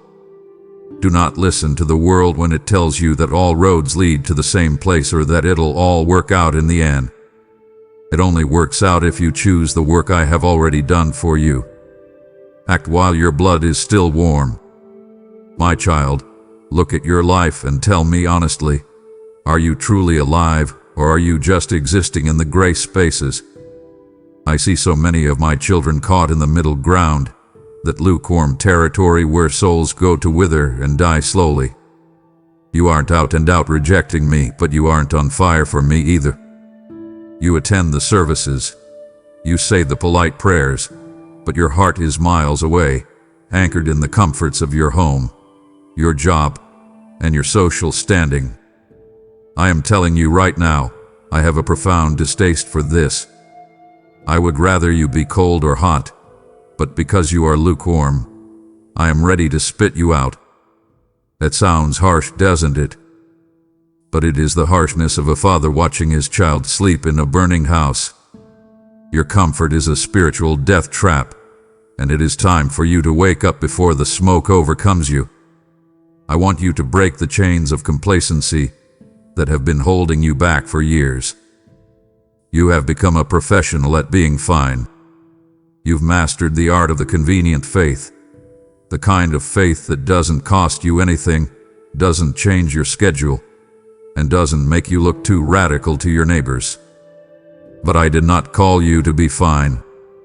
I called you to be transformed. I called you to be a light that burns so bright it makes the darkness uncomfortable. Do you feel the stagnation in your spirit? That feeling of boredom, that sense that there must be more than this? That is me, stirring your soul, trying to show you that you were made for the fire, not the armchair. You are settling for crumbs when I have prepared a banquet, all because you are afraid to leave the safety of your mediocrity. I command you to throw off the blankets of spiritual slumber. I see the way you prioritize your entertainment over my presence.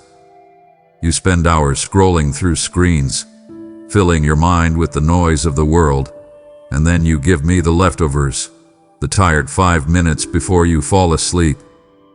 Is that the love you think I deserve? Is that the passion that is supposed to change the world? I am calling you to a radical awakening. I want to see the fire burning in your soul again. I want to see you gripped by the reality that people are hurting. The world is crying out, and you are sitting on the sidelines keeping your clothes clean.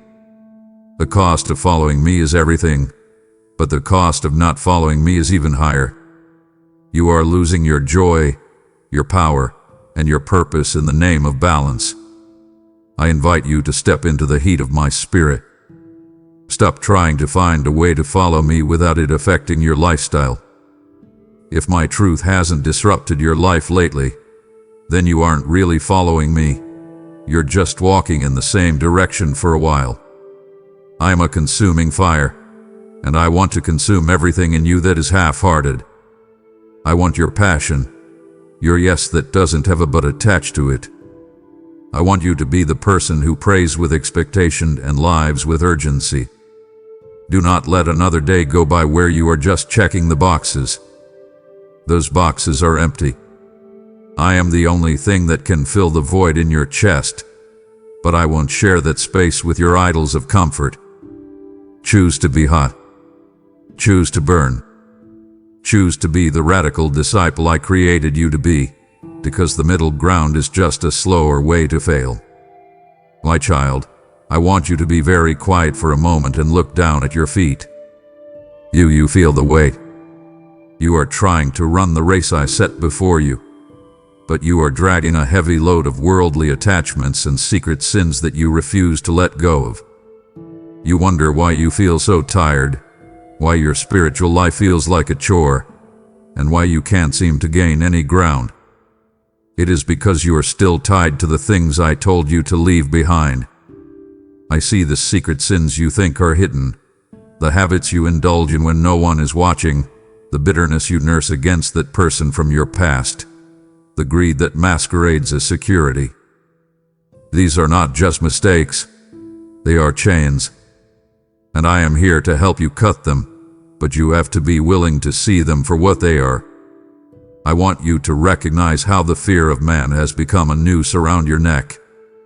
You are so worried about what your friends will think, what your family will say, or how you will be perceived at work that you have forgotten to fear me. You are seeking the applause of people who are just as lost as you are, and in doing so, you are deafening yourself to my call. I see you making choices based on fitting in rather than standing out for the kingdom. You are trading your divine future for a momentary pat on the back. I am calling you to a different kind of fear, a holy awe that realizes I am the only one whose opinion matters in the end.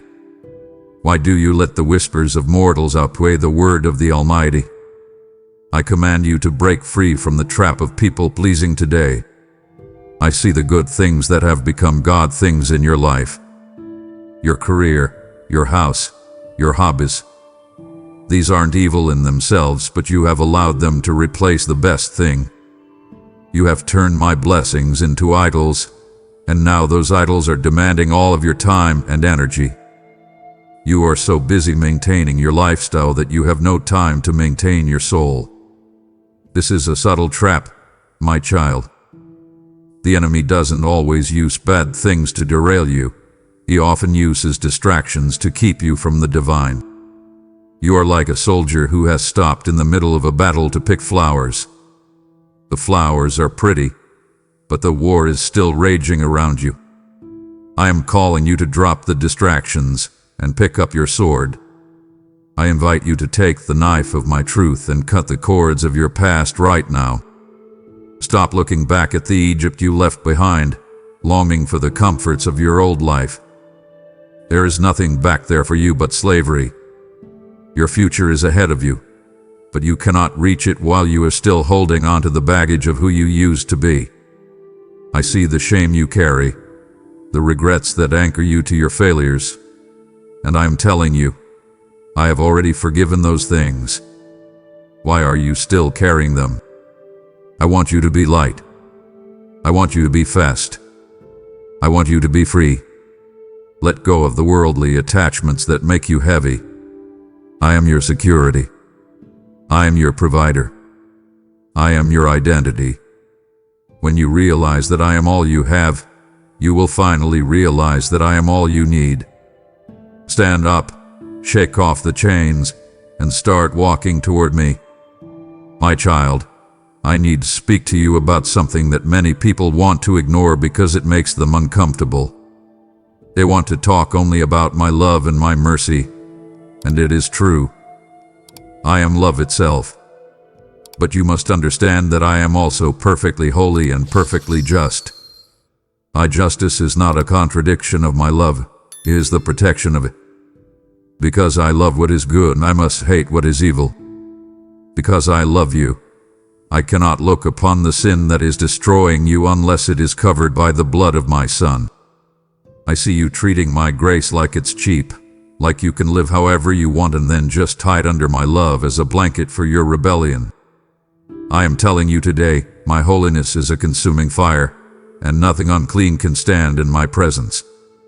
I want you to consider the reality of the narrow gate. I have told you clearly that the way to destruction is broad and many people walk on it because it is easy and requires no change. But the gate to life is narrow, and few find it. Why?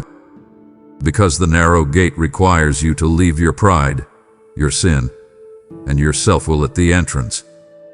You cannot squeeze through that gate while you are still clutching your idols. I see you trying to find a loophole, a way to have me and your sin at the same time. But I will not be your add-on. I am either your Lord, or I am nothing to you. If you choose to stand before me in your own goodness or your own logic, you will find that your foundation is made of sand. My justice is certain, and on the day of judgment every secret will be brought into the light. I want you to understand the weight of rejecting the ultimate sacrifice of my Son. I gave the most precious thing I had, His life, His blood, His very breath, so that you could be reconciled to me. When you continue to live in willful sin, when you delay your repentance, you are essentially treading underfoot the Son of God. You are saying that His sacrifice wasn't enough to change you. I see the severity of this, even if you don't. My mercy is available to you right now. It is a vast, bottomless ocean, but that ocean has a shoreline. There will come a point where the time for mercy ends and the time for justice begins. Do you really want to stand before the Creator of the universe empty-handed, with nothing but a list of excuses for why you didn't value the gift I gave you? I command you to tremble at the thought of my holiness, not to scare you away, but to draw you into the safety of the blood. I promise you that the only place you are safe from my justice is inside my mercy. I have provided the way, the truth, and the life, but I will not force you to take it. You must choose. I invite you to stop playing games with your eternity. Stop trying to balance my love and my justice and just surrender to the fact that you need a Savior. I see your heart, and I know if you are truly seeking me or just trying to avoid trouble. Come to me with a broken and contrite spirit, and I will never turn you away. But do not think for a second that you can mock me by calling me Lord while you serve yourself. My justice is as real as my heart, and today, you must decide which one you will meet. My child, do not turn away now, for my heart would break to see you walk back into the shadows after I have shown you the light of my justice. I have opened the depths of my holiness to you, and it would deeply grieve me to see you treat this sacred warning as a common thing. Stay with me, for the words I have yet to speak are the only ones that can heal the very wounds we have just uncovered. If you stop listening now, you are choosing to remain in the cold, and I desire so much more for you than a life lived in the dark. Do not disappoint the love that is reaching out to save you in this very second. Listen on, for your soul's safety depends on it. My child, I want to show you the incredible joy that is waiting for you on the other side of your yes. You spend so much time debating with me, arguing over the details, and asking why when I have already told you what to do. You think that by holding back, you are protecting your freedom, but true freedom is found in total, radical obedience. I see the people who, when they heard my call, left their nets immediately. They didn't wait to finish the fishing season. They didn't wait to see if it was a good career move. They just moved. And because they moved instantly, they became the foundation of a kingdom that will never end. I want that same prompt obedience from you. I want you to stop hesitating and start trusting that I know the way better than you do. I want you to see how prompt obedience unlocks the windows of heaven over your life. When you do what I say the moment I say it, you are proving that you trust my character more than your circumstances. That trust creates a channel for my power to flow through. I see you waiting for perfect conditions to obey, waiting until you have more money, more time, or more confidence. But I am the one who creates the conditions. I am calling you to step out when it doesn't make sense, when the water looks deep and the path looks steep. That is where the miracles happen. You want to see my hand move in your life? Then give me your feet. I cannot lead a person who refuses to walk. I command you to stop waiting for a sign and start being the sign of my faithfulness. I promise you a peace that surpasses all human understanding, but that peace is only found in the center of my will. You have been searching for peace in the world's rewards, in your bank account, and in your relationships, but those things are shifting shadows. The only solid ground is the ground I have called you to stand on. I want to transform you from a hearer of the word to a doer of the word.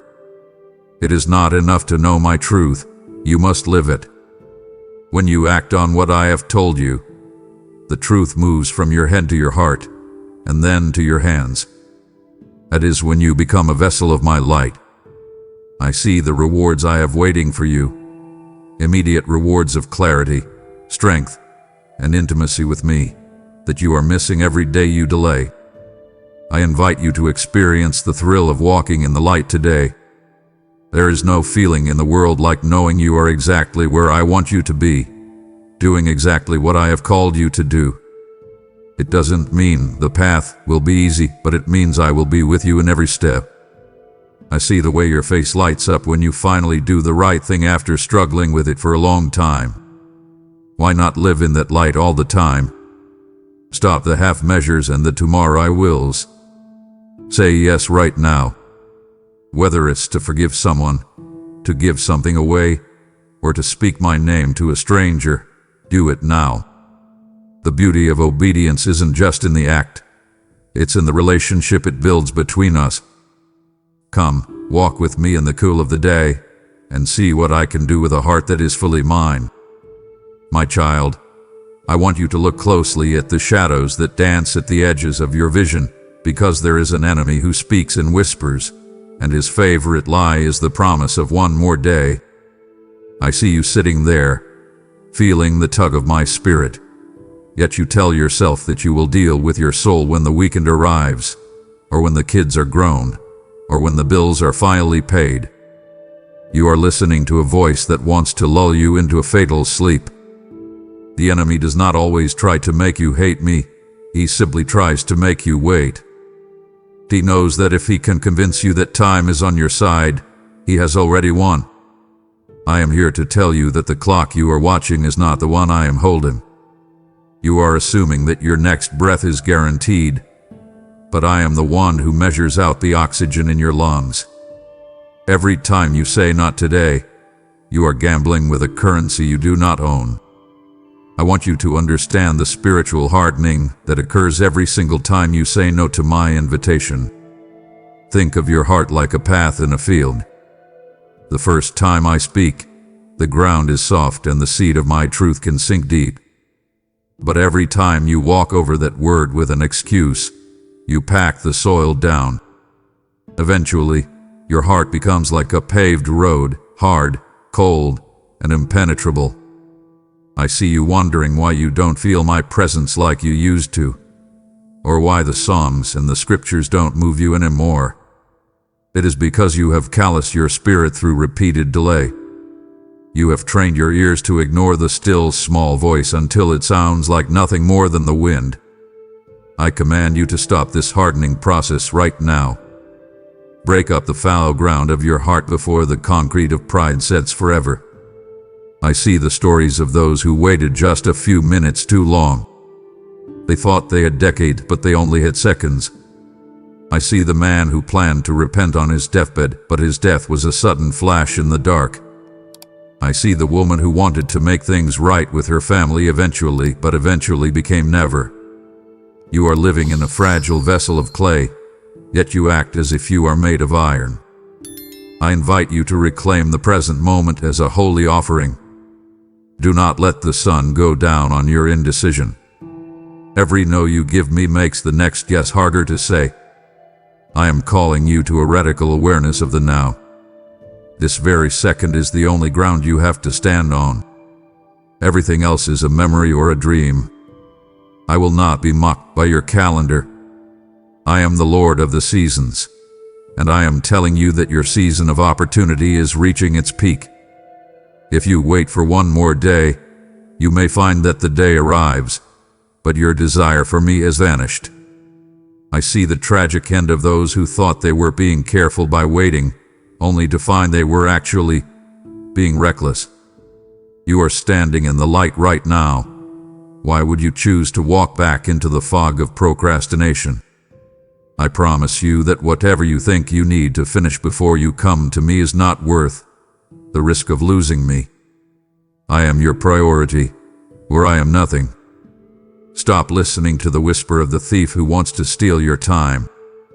Open your eyes, see the urgency of the hour, and give me your hand before the window of grace slides shut. My child, I want to take you by the hand and show you a glimpse of a pain I never wanted you to know, the sorrow of what might have been. I see you living your life in a series of if-onlys, but the regret of eternity is a fire that does not quench itself. Imagine standing at the end of all things, looking back at the map of your life, and seeing all the glowing points where I reached out to you, only to see you turn away for something temporary. Regret is the memory of a grace that was offered and ignored. It is the realization that you traded a crown of glory for a handful of dust.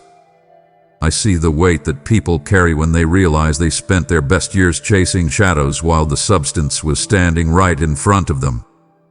I do not want this to be your story. I want you to feel the contrast between a life of impact and a life of excuses. You were created for greatness, for divine appointments, and for a legacy that outlasts the stars. But every time you choose your fear over my call, you are shrinking your destiny. I see the what-ifs that haunt your quiet moments. What if I had actually trusted him? What if I had been bold? What if I had let go of that anger? These questions are the seeds of perpetual regret. I am calling you to escape that mentality by acting today. I want you to live a life that leaves no room for if only. I command you to seek my face while I may yet be found. There is a point where the seeking ends and the seeing begins, and I want you to be ready for that day with a heart full of peace, not a mind full of should-haves. I see how the world tries to numb the pain of regret with distractions and pleasures, but those are just bandages on a mortal wound. The only cure for regret is repentance and action in the present. You cannot change the years you have wasted, but you can change the direction of the years you have left. I am the God who restores the years the locusts have eaten, but I can only restore what you actually give to me. If you keep holding on to your life, you will lose it. If you lose it for my sake, you will find it. I invite you to trade your heavy burden of remorse for the light yoke of my grace. Stop looking back at the closed doors of the past and start looking at the open door I am holding for you right now. I promise you that if you turn to me today with all your heart, I will take the sting out of your past. I will rewrite your ending. I see the potential for a life that shines with the brilliance of my glory. A life where you look back and see a trail of lives changed and darkness defeated. Do not settle for the agony of a wasted life. You are not a mistake, and your life is not a series of accidents. It is a sacred trust. I am calling you to rise up and make your now count for something that will last forever. I see the crown that is waiting for you, but you must run the race to win it. Do not let the memory of what you could have done be the only thing you take into eternity. Choose action over excuses, and choose me over the hollow promises of the world. My child, I want you to look at the only bridge that exists between your brokenness and my presence. I see you trying to build your own bridges, using your good deeds, your religious rituals, or your intellectual understanding. But those bridges always collapse under the weight of your sin. There is only one way across the great gulf, and it is the cross of my Son. I want you to understand that the cross is not just a symbol or a story. It is a door. It is the only place where my perfect justice and my infinite love met in a collision that changed the universe. I see you standing at the threshold, feeling unworthy to enter. But I am telling you, the door is open because the price has been paid in full. You do not have to earn your way in, you simply have to walk through. I want you to recognize the total sufficiency of the blood of the Lamb. There is no stain in your past too deep for that blood to wash away. I see the secret shames you keep locked in the basement of your soul, the things you think make you too far gone. I am telling you today that those things are nothing compared to the power of the resurrection. I invite you to trade your filthy rags of self-righteousness for my robes of pure righteousness. You are trying to patch up your own life, but I want to give you a brand new one. I command you to stop hiding in the shadows of your guilt. The cross was not a suggestion. It was a finished work. When my Son said it is finished, he meant that the debt was settled forever. I see you hesitating, wondering if this invitation is really for you. It is for you, and it is for right now. I am the God of the 11th hour, and the power of the resurrection is available to you this very instant. You do not need to wait until you are better or cleaner to come to the throne of grace. I invite you to come with boldness, not because of who you are, but because of who I am. I want to see you drop your heavy weights at the foot of the cross and stand up as a new creation. A single moment of true repentance can transform your entire eternity.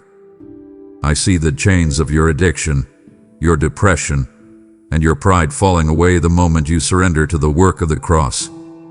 I promise you that if you enter through this door, I will never cast you out. I will guide you into a life you never thought possible. But you must understand, the cross is the only way. There are no side entrances and no back doors to my kingdom. I am calling you to the center of my heart through the sacrifice of my Son. Do not look at your own failures. Look at his victory. I am standing on the other side of that door, waiting to embrace you. The blood hath been shed, the tomb is empty, and the invitation is written in the scars on my hands. Will you stay outside in the cold of your own effort, or will you step into the warmth of my eternal love? The door is open, but only you can choose to cross the threshold. My child, did you know that before the foundations of the world were laid, I was thinking of you? I wove a unique purpose into your very DNA, a destiny that no one else in the history of time can fulfill. I see the talents I hid within you, the words I prepared for you to speak, and the people I intended for you to reach. But I also see how you are on the verge of forfeiting that destiny because of your fear and your delay.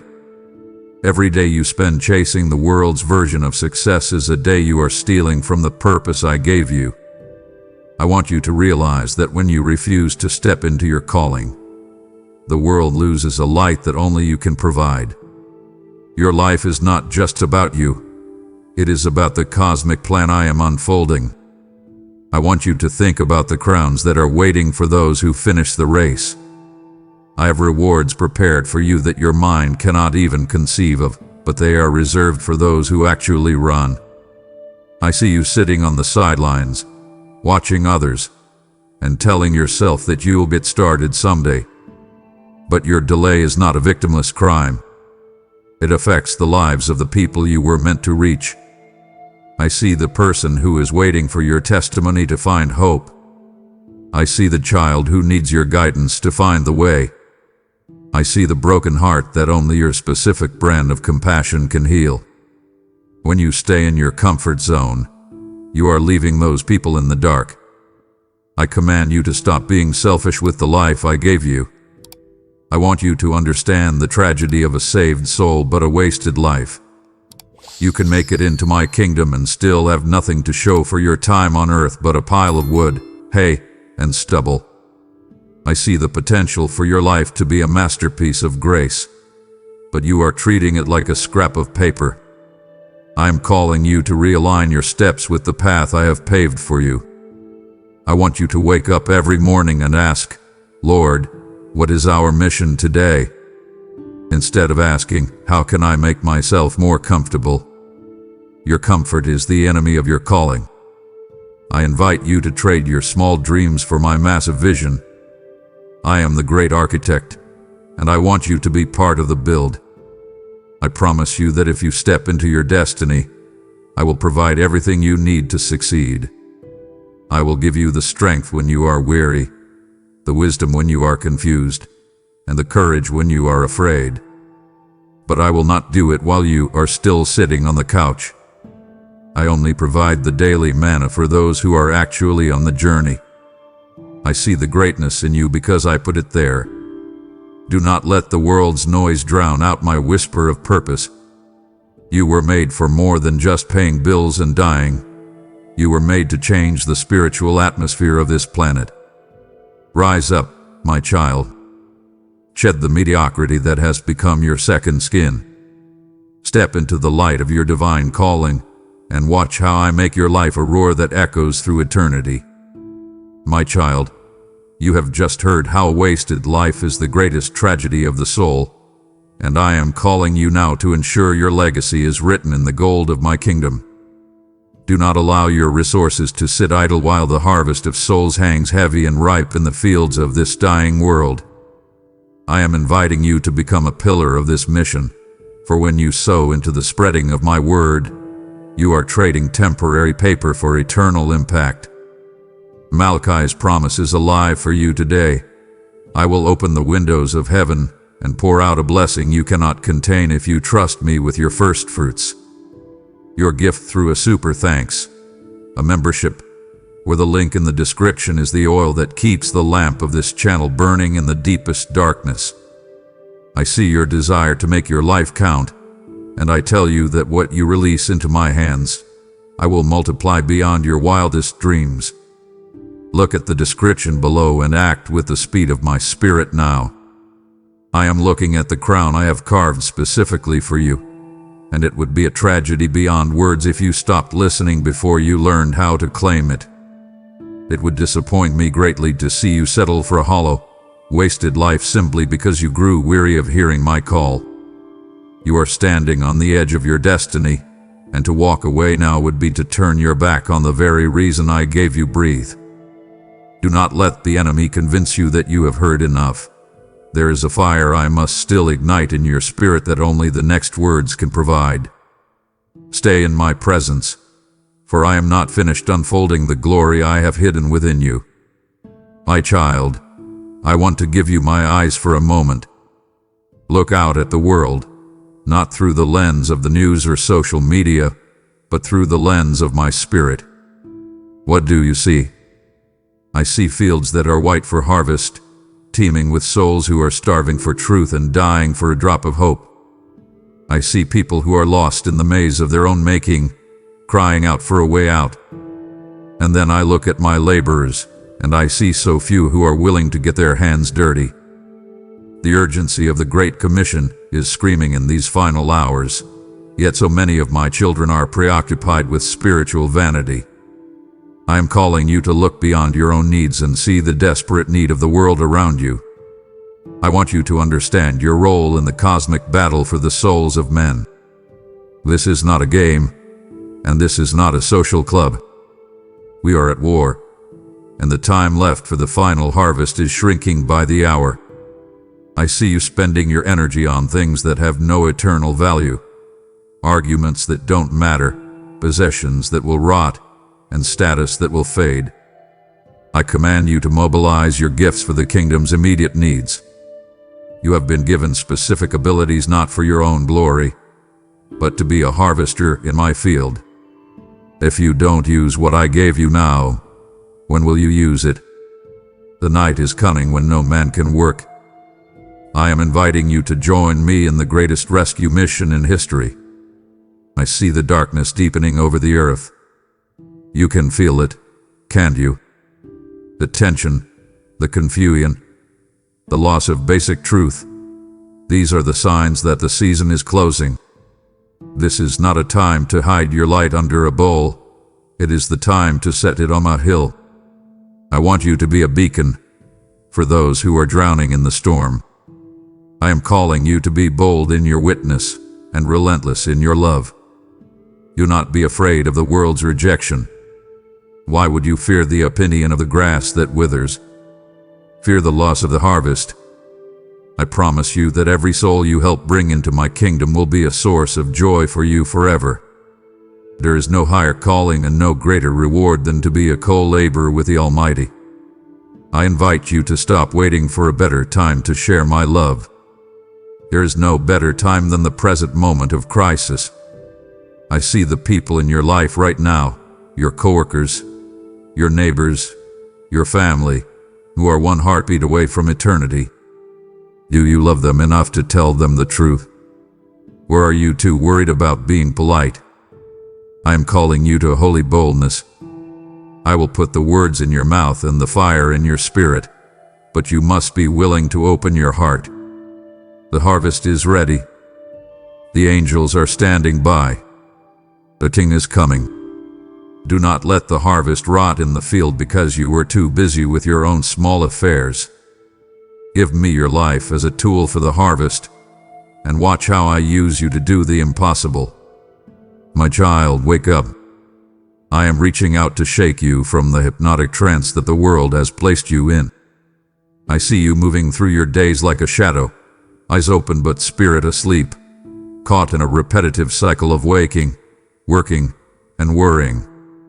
You have allowed the constant noise of your screens, the endless chatter of the news, and the heavy weight of daily routine to dull your spiritual senses. You are like a sentinel who has fallen asleep at the post while the enemy is at the very gates of your heart. I am calling you to snap out of this slumber right now. The air is thick with the signs of the end, yet you are yawning as if you have all the time in the world. I command you to open your spiritual eyes and see the reality of the hour. Do not let the comfort of your bed or the routine of your life become the coffin of your soul. I see how the spirit of this age works to make you drowsy. It tells you that there is no rush, that things will always continue as they are, and that you can focus on your spiritual life once you've achieved your earthly goals. This is a lethal deception. I want you to shed the works of darkness that make you heavy and sleepy. I am talking about the small compromises, the harmless distractions, and the gradual drift away from my presence. You used to pray with fire. Now you pray with a tired whisper. You used to read my word like it was bread for a starving man. Now you read it like a manual you've already memorized. I invite you to revive that fire. I want to see you standing alert, with your armor of light buckled tight, ready for whatever the day brings. You do not know the hour of my return, and I do not want to find you sleeping when I knock. I promise you that if you shake off this lethargy, I will give you a clarity and a sharpness you haven't felt in years. I will refine your discernment so you can see through the lies of this age. You live in a lying generation where the truth is being traded for feelings, but I am the rock that does not move. I want you to be a sentinel for the truth. Wake up your prayer life. Don't just ask me for things, but listen for my strategy. I see the battles you are losing simply because you are too tired to fight. I am your strength, but you must be awake to receive it. Put on the full armor of light today. Cast off the heavy blankets of depression and apathy. I am calling you to a high alert status because the cosmic battle is intensifying. I invite you to step into the cold, refreshing water of my spirit. Let it shock you back to life. I see the potential in you to be a watchman for your family, for your city, and for this generation. But a watchman who sleeps is a danger to everyone. Do you hear the trumpet sounding in the spirit? He is calling the warriors to the front lines. Stop trying to find a quiet corner to rest in the middle of a war zone. There will be plenty of time for rest in eternity. Now is the time for vigilance. I am with you, and I am breathing new life into your weary lungs. Stand up, shake yourself awake, and look me in the eyes. Your king is calling. Will you respond with a yawn, or will you respond with a roar? My child, I want to have a very honest conversation with you about what it actually means to walk behind me. I see many people who want the benefits of my kingdom without the burden of the cross. They want the crown, but they are terrified of the thorns. I am telling you today, carrying your cross is not a suggestion, and it is not a metaphor for a bad back or a difficult boss. It is a daily decision to die to your own will so that my life can live through you. I want you to count the cost and realize that while salvation is a free gift, following me will cost you your life. It is not a burden. It is the highest privilege a human can ever receive. To walk in my footsteps means walking a path that the world will often hate. I see the fear in your heart when you think about being rejected or mocked for my name's sake. I want you to remember that the world hated me before it ever knew you existed. If you were of the world, it would love you as its own. But I have chosen you out of the world. Do not be surprised when the culture turns its back on you or when your friends distance themselves because you refuse to compromise. I am calling you to find your identity in my approval, not in the likes and comments of men. I invite you to realize that I am worth it all. Whatever you lose for my sake is just dross compared to the gold of my presence. You are exchanging a temporary, fragile life for an eternal, unshakable one. This is the greatest trade in the history of the universe. I promise you that for every comfort you give up, I will give you 100-fold of my joy. When you lose your life for my sake, you finally find out what it means to be truly alive. I see the strength I am building in you through the difficult path ahead. You were not made for a life of ease, you were made for a life of victory. Victory requires a battle. I command you to take up your cross daily. Do not hide it in your closet when you go out into public. Let the world see that you belong to me, even if it costs you your reputation. I see the martyrs who gave their blood for this truth. Do you think I am asking too much of you to just give me your pride? I invite you to stop trying to make the gospel convenient. A convenient faith is a dead faith. I want a heart that is willing to be uncomfortable for the sake of the kingdom. I see the moments where you are tempted to stay silent to keep the peace. But I am the Prince of Peace, and true peace only comes through the truth. Count the cost today. Look at the price I paid on Calvary and tell me if anything I ask of you is too much. I am your provider, your shield, and your great reward. I am not asking you to walk this path alone. I am walking it with you, and my strength is perfect in your weakness. Step onto the difficult road. The scenery of heaven is only visible from the path of sacrifice. My child, look at the world around you and tell me what you see. I see you observing the weather, the economy, and the political shifts, but are you discerning the spiritual atmosphere? I am calling you to be wise and to recognize the labor pains of the earth. You can feel the frequency of the world changing, the increasing darkness, the lawlessness, the coldness of men's hearts. These are not accidents. They are the fulfillment of my word. I want you to live with an eternal perspective in this temporary world. I see how easy it is to get caught up in the urgencies of the news, but the real urgency is the state of your soul. I command you to be like the wise virgins who kept their lamps trimmed and filled with oil. Do not be caught without the oil of my spirit when the groom arrives. I see the deception that is spreading like a thick fog over this generation. People are calling evil good and good evil. They are worshiping the creation instead of the Creator. I want you to be a person of the Word, rooted so deeply in my truth that the winds of culture cannot move you. Prepare your house, my child. I am not just talking about your physical home, but the house of your heart. Is it ready for the return of the King? If I were to knock on your door tonight, would you be ashamed of what is inside? I invite you to clear out the clutter of worldly anxiety and fill your rooms with my peace. The time of labor pains means that the birth of a new age is near. Do not be terrified by the shaking.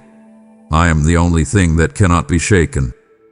I promise you that if you remain in me, you have nothing to fear from the events of this world. I see the wars and rumors of wars, the pestilences, and the earthquakes in various places. These are the beginning of sorrows, but for you, they are signs that your redemption draws near. I command you to lift up your head. Stop looking down at the dirt of the earth and start looking up at the clouds of glory. I want you to be a beacon of hope in an ever-deepening darkness. When others are fainting from fear, you should be standing strong because you know who holds the future. I am the Lord of history, and nothing, not even the darkest day, is outside of my control. I invite you to stop living for the next 40 years and start living for the next 40 million. This world is a vapor, a shadow that is passing away even as you watch it. Why are you investing all your treasure in a sinking ship? I am calling you to build your life on the rock today. Use your time, your energy, and your resources to store up treasure in heaven. I see the wisdom in those who understand the times and know what they ought to do. Do not be like the people in the days of Noah, who were eating and drinking and marrying until the flood came. Be alert. Be sober. Be ready. I am coming soon, and my reward is with me. Will you be found faithful? My child, I want to warn you about the golden chains that are currently tightening around your heart. I see the pursuit of wealth, the hunger for more, and the obsession with carnal satisfaction that has blinded so many of my people. You think that if you just had a little more money, a better car, or a bigger house, you would finally be at peace.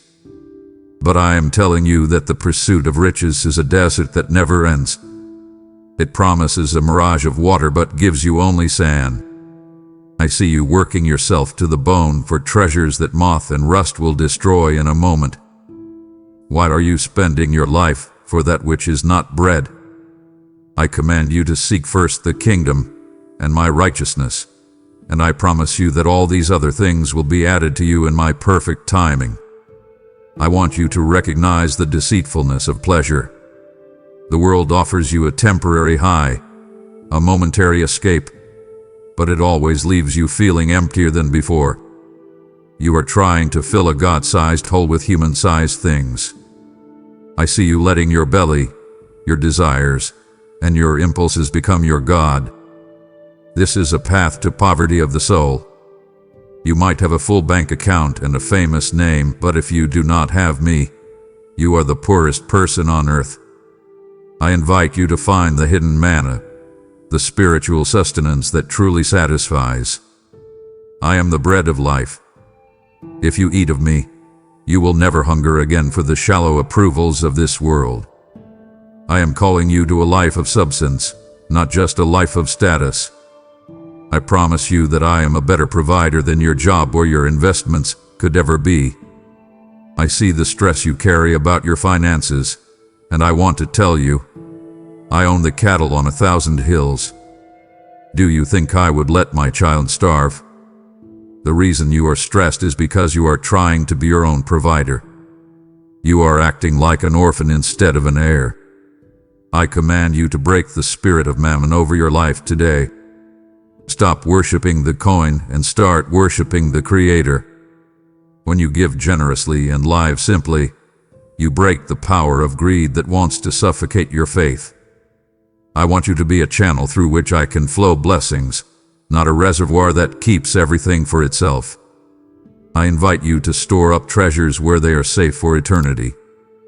Every time you help the poor, every time you support the gospel, and every time you sacrifice your comfort for another, you are sending treasure ahead to your true home. I see the beauty of a life that is not possessed by its possessions. I want you to be free. I want you to be able to lose everything tomorrow and still be the richest person in the room because you have me. That is true power. That is true wealth. Do not let the glitter of this world blind you to the glory of the next. I am your portion. I am your inheritance. I am all you need. Come to me and trade your heavy bags of gold for the light, eternal riches of my kingdom. My beloved, it would sadden me to the core to see you choose the glitter of a dying world over the eternal riches I am pouring into your ears right now. Do not let your heart grow heavy and drowsy just as I am about to show you the path to true, unshakable freedom. It would be a profound disappointment to my spirit if you allowed a few moments of distraction to rob you of the transformation I have prepared for these final hours. You are so close to breaking the chains of your past. Do not abandon the conversation while the keys are in your hand. I am waiting for you in the next moment. Do not leave your father standing alone in the silence. My child, I want to speak to the part of you that thinks you have it all figured out. I see your books, your logic, and your informed opinions, but I am telling you that the wisdom of this world is foolishness in my sight. You are trying to measure the ocean with a thimble. You have spent so much time sharpening your mind that you have allowed your heart to grow dull and arrogant. I see you knowing about me, studying my word like a textbook, debating my nature like a philosopher, but you do not truly know me. Knowing me is not an intellectual exercise. It is a relational encounter. I command you to lay down your logic at the foot of my sovereignty and come to me as a little child. If you do not come with the humility of a child, you cannot enter the kingdom at all. I want you to recognize the danger of your own understanding. You try to fit me into your boxes of what is reasonable or fair. You judge my ways based on your limited, three-dimensional perspective, but my thoughts are as high above yours as the heavens are above the earth. I see the pride that swells in you when you win an argument or when you feel more enlightened than those around you. This pride is a wall that keeps my spirit at a distance. I do not inhabit the high and lofty places of human intellect. I dwell with the humble and the contrite in spirit. I invite you to surrender your need to understand everything. I am not a puzzle to be solved. I am a father to be loved. Trust me even when my ways make no sense to your logic. I promise you that if you humble yourself, I will give you a revelation that no book could ever teach you. I will show you the deep things of my heart that are hidden from the wise and prudent but revealed to babes. I see how your intellectual pride has made you cynical and cold. You have replaced the fire of worship with the ice of analysis. I command you to break that spirit of cynicism today. Admit that you are limited. Admit that you are weak. Admit that you are lost without my guidance. When you reach the end of your own understanding, that is where my wisdom begins. I am the light of the world, and I want to illuminate your spirit, not just your brain. I invite you to a life of total surrender to my higher ways. Stop trying to negotiate with my commands based on your situation. My truth is not subject to your interpretation or your cultural context. It is eternal and absolute. I see the relief that is waiting for you when you finally stop trying to be God and just let me be God. You were not designed to carry the weight of the universe or the complexity of every why. You were designed to trust. I am the Alpha and the Omega. I see the end from the beginning. Why would you trust your own flickering candle over my blazing sun? Lay down your intelligence and pick up my spirit. True wisdom starts with the fear of the Lord, and it ends in the arms of the Father. My child, I want you to know that I am not looking for your perfection, but for your honesty. I see you trying to present a finished version of yourself to me, a version that has no flaws, no doubts, and no failures. But I am telling you today that I dwell with those who are humble in spirit and broken in heart. I see the beauty in your tears of repentance that the world would call weakness. When you come to me with your defenses down, with your heart cracked open and your pride stripped away, you are finally in a position where I can truly heal you. I invite you to let go of the self-made mask you wear for the world. You do not need to perform for me. I am your Father, and I see the real you, the you that is afraid, the you that is tired, and the you that is desperate for change. I want you to recognize how pride prevents the healing I so deeply desire to give you. Pride is a shell that keeps my grace from reaching the wounds inside. You have been trying to fix your own heart for years, but you are not the physician. You are the patient. I command you to stop hiding your brokenness from me. I see the parts of your life that you find ugly and irredeemable, and I am telling you, those are the very places where I want to display my glory. I am the potter, and you are the clay. A vessel must sometimes be broken before it can be remade into something stronger and more beautiful. I invite you to be mended by the great physician. Let me touch the places that hurt the most. I promise you that if you offer me a broken and contrite heart, I will never turn you away. The world mocks the broken, but I cherish them. I see the strength in your admitted weakness. When you say, Lord, I can't do this on my own, that is when my power is made perfect in you. I am calling you to a radical vulnerability. I want you to be honest about your secret struggles, your hidden addictions, and your unspoken fears. When you bring these things into the light of my presence, their power over you begins to wither. I am the light that exposes in order to heal, not to shame. I want to wash your soul clean, but you must be willing to get in the water. I invite you to experience the relief of being known and still loved.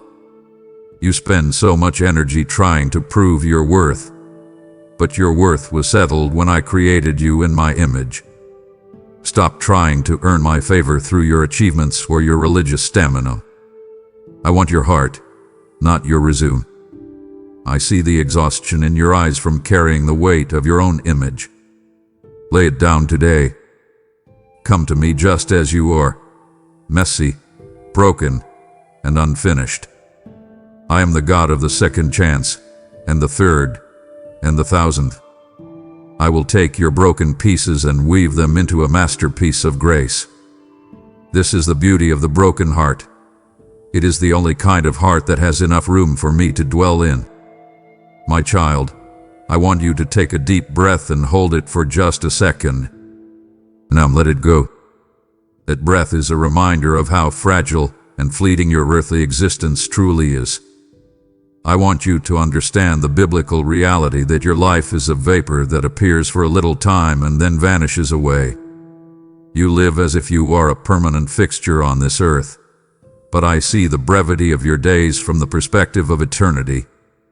You are a traveler passing through, yet you spend all your energy building monuments in a land where you are only staying for a night.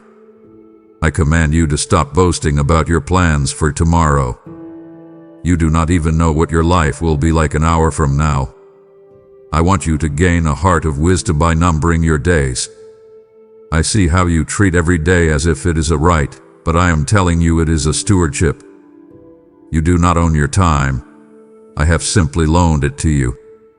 I want you to realize that this life is but a shadow of the reality to come. You are so focused on the shadow that you are ignoring the substance. I see you worrying about things that will not matter in 100 years, while ignoring the things that will matter for 100 billion. I invite you to make your vapor count for the glory of my name. Do not waste the limited breath I have given you on gossip, complaining, or the pursuit of vanity. Use it to speak life, to pray with power, and to love with sacrifice. I promise you that when you live with an eternal perspective, the stresses of this world lose their grip on you. I see the anxiety you feel about your age, your health, and your future. But when you realize that your life is in my hands, you can finally find peace. I am the one who determined the exact time and place of your birth, and I am the one who knows the moment you will return to me. I command you to view every single day as a sacred opportunity to store up treasure in heaven. Stop procrastinating on the things that matter. If you are going to love, love now. If you are going to serve, serve now. If you are going to repent, do it now. The vapor is rising, and the sun is setting. I invite you to stop being a slave to the clock of the world and start living by the timing of my spirit.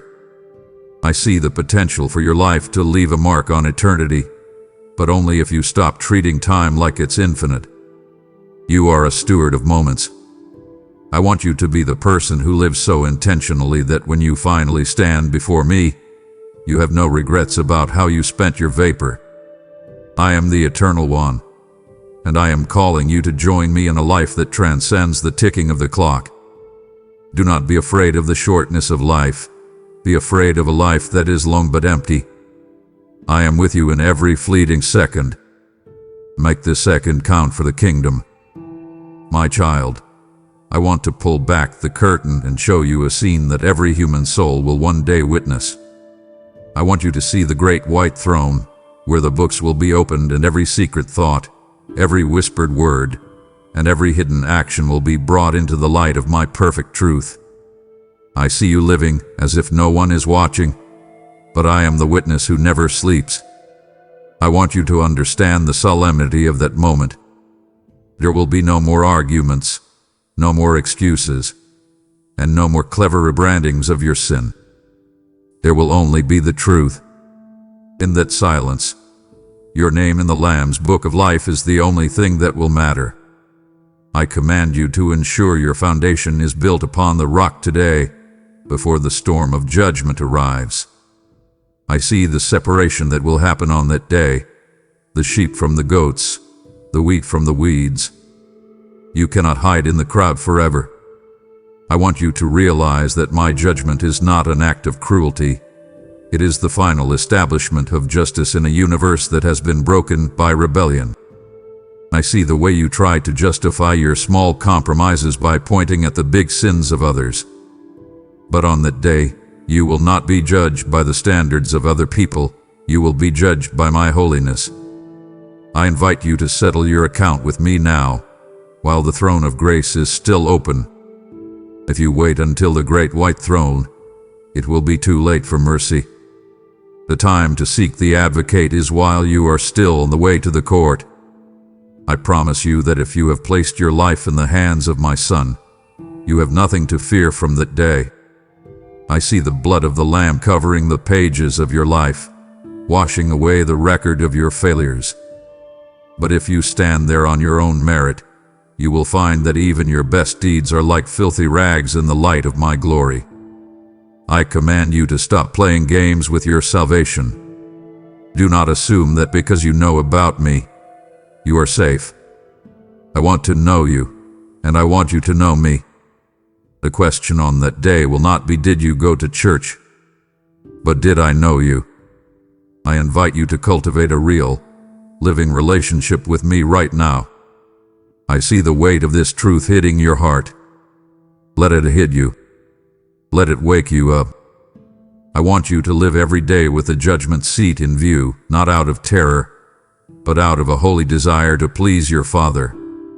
I am the judge, but I am also the one who died to save you from the sentence. I have provided the way out, but I will not force you to take it. Choose the cross today so you can face the throne with joy tomorrow. I am calling you to a life of integrity that can stand the heat of the fire. When the books are opened, I want to hear the words, "Well done, good and faithful servant," echo through eternity for you. Build your life on the truth now, and you will never fear the light. My child, I want to ask you for the one thing you are most afraid to give me. I see you standing at the door of your heart, letting me into the hallway, maybe even the living room. But you have the keys to certain rooms hidden behind your back. You want my blessing, but you want to keep your control. I am here to tell you that partial surrender is still a form of rebellion. I am not looking for a consulted role in your life. I am looking for total lordship. I want the keys to every room, your career, your finances, your secret thoughts, and your most cherished relationships. I command you to give me total access today. You cannot find my perfect peace until you stop fighting for your rights. I want you to understand the freedom that is found in becoming a bondservant of Christ. You think that by keeping control, you are staying free, but you are actually becoming a slave to your own anxieties and limited perspective. I see the exhaustion of trying to manage your own destiny. You were never meant to carry that load. I invite you to trust my heart even when you cannot trace my hand. I am the great architect, and I see the whole blueprint of your life. Why would you insist on building the walls when I have the plan for the palace? I promise you that my no is always a protection, and my wait is always a preparation. I am calling you to a level of trust where you can say, "Not my will, but yours be done," and actually mean it. I see the fear of what might happen if you truly let go. You worry that I might take away something you love or lead you somewhere you don't want to go. I want to remind you that I am your loving Father. Would I give my child a stone when they asked for bread? My plans for you are for good and not for evil, to give you a future and a hope. I command you to break the spirit of fear that keeps you from total surrender. I am the only one who can truly satisfy the longings of your soul, but I cannot fill a hand that is already clenching onto the world. Open your hands today. Let go of the idols you are protecting. I want to fill you with my spirit, but I need the space. I invite you to experience the rest that comes from total surrender. There is a deep, abiding quietness that enters the soul when the war with God is over. I see you struggling to breathe under the pressure of your own expectations. Let them go. Surrender your reputation, your plan for my life, and your need to be right. When you become a living sacrifice, you finally discover what it means to be truly alive. I am the Lord of your life where I am not Lord at all. I am standing at the door of the locked room in your heart right now, knocking. Will you hand me the key? I promise you that what I have for you in that room is far better than anything you are trying to hide. Give me everything, and I will give you myself. You have reached the point of total surrender in your heart, and now I am asking you to surrender the treasures of your hand to fuel the fire of my truth. This is not a casual request. It is a divine appointment for you to partner with the Creator in reaching the broken and the lost before the door of grace closes forever. Just as I provided manna in the wilderness, I am calling you to provide the means for my voice to echo into the homes of those who are starving for hope. Remember that he who sows bountifully will also reap bountifully, and I am ready to rebuke the devourer on your behalf as you honor me. Your support through PayPal or by joining our membership is a sacred seed that will grow into a forest of redeemed lives. I am watching for the one who will say yes not just with their lips, but with their substance.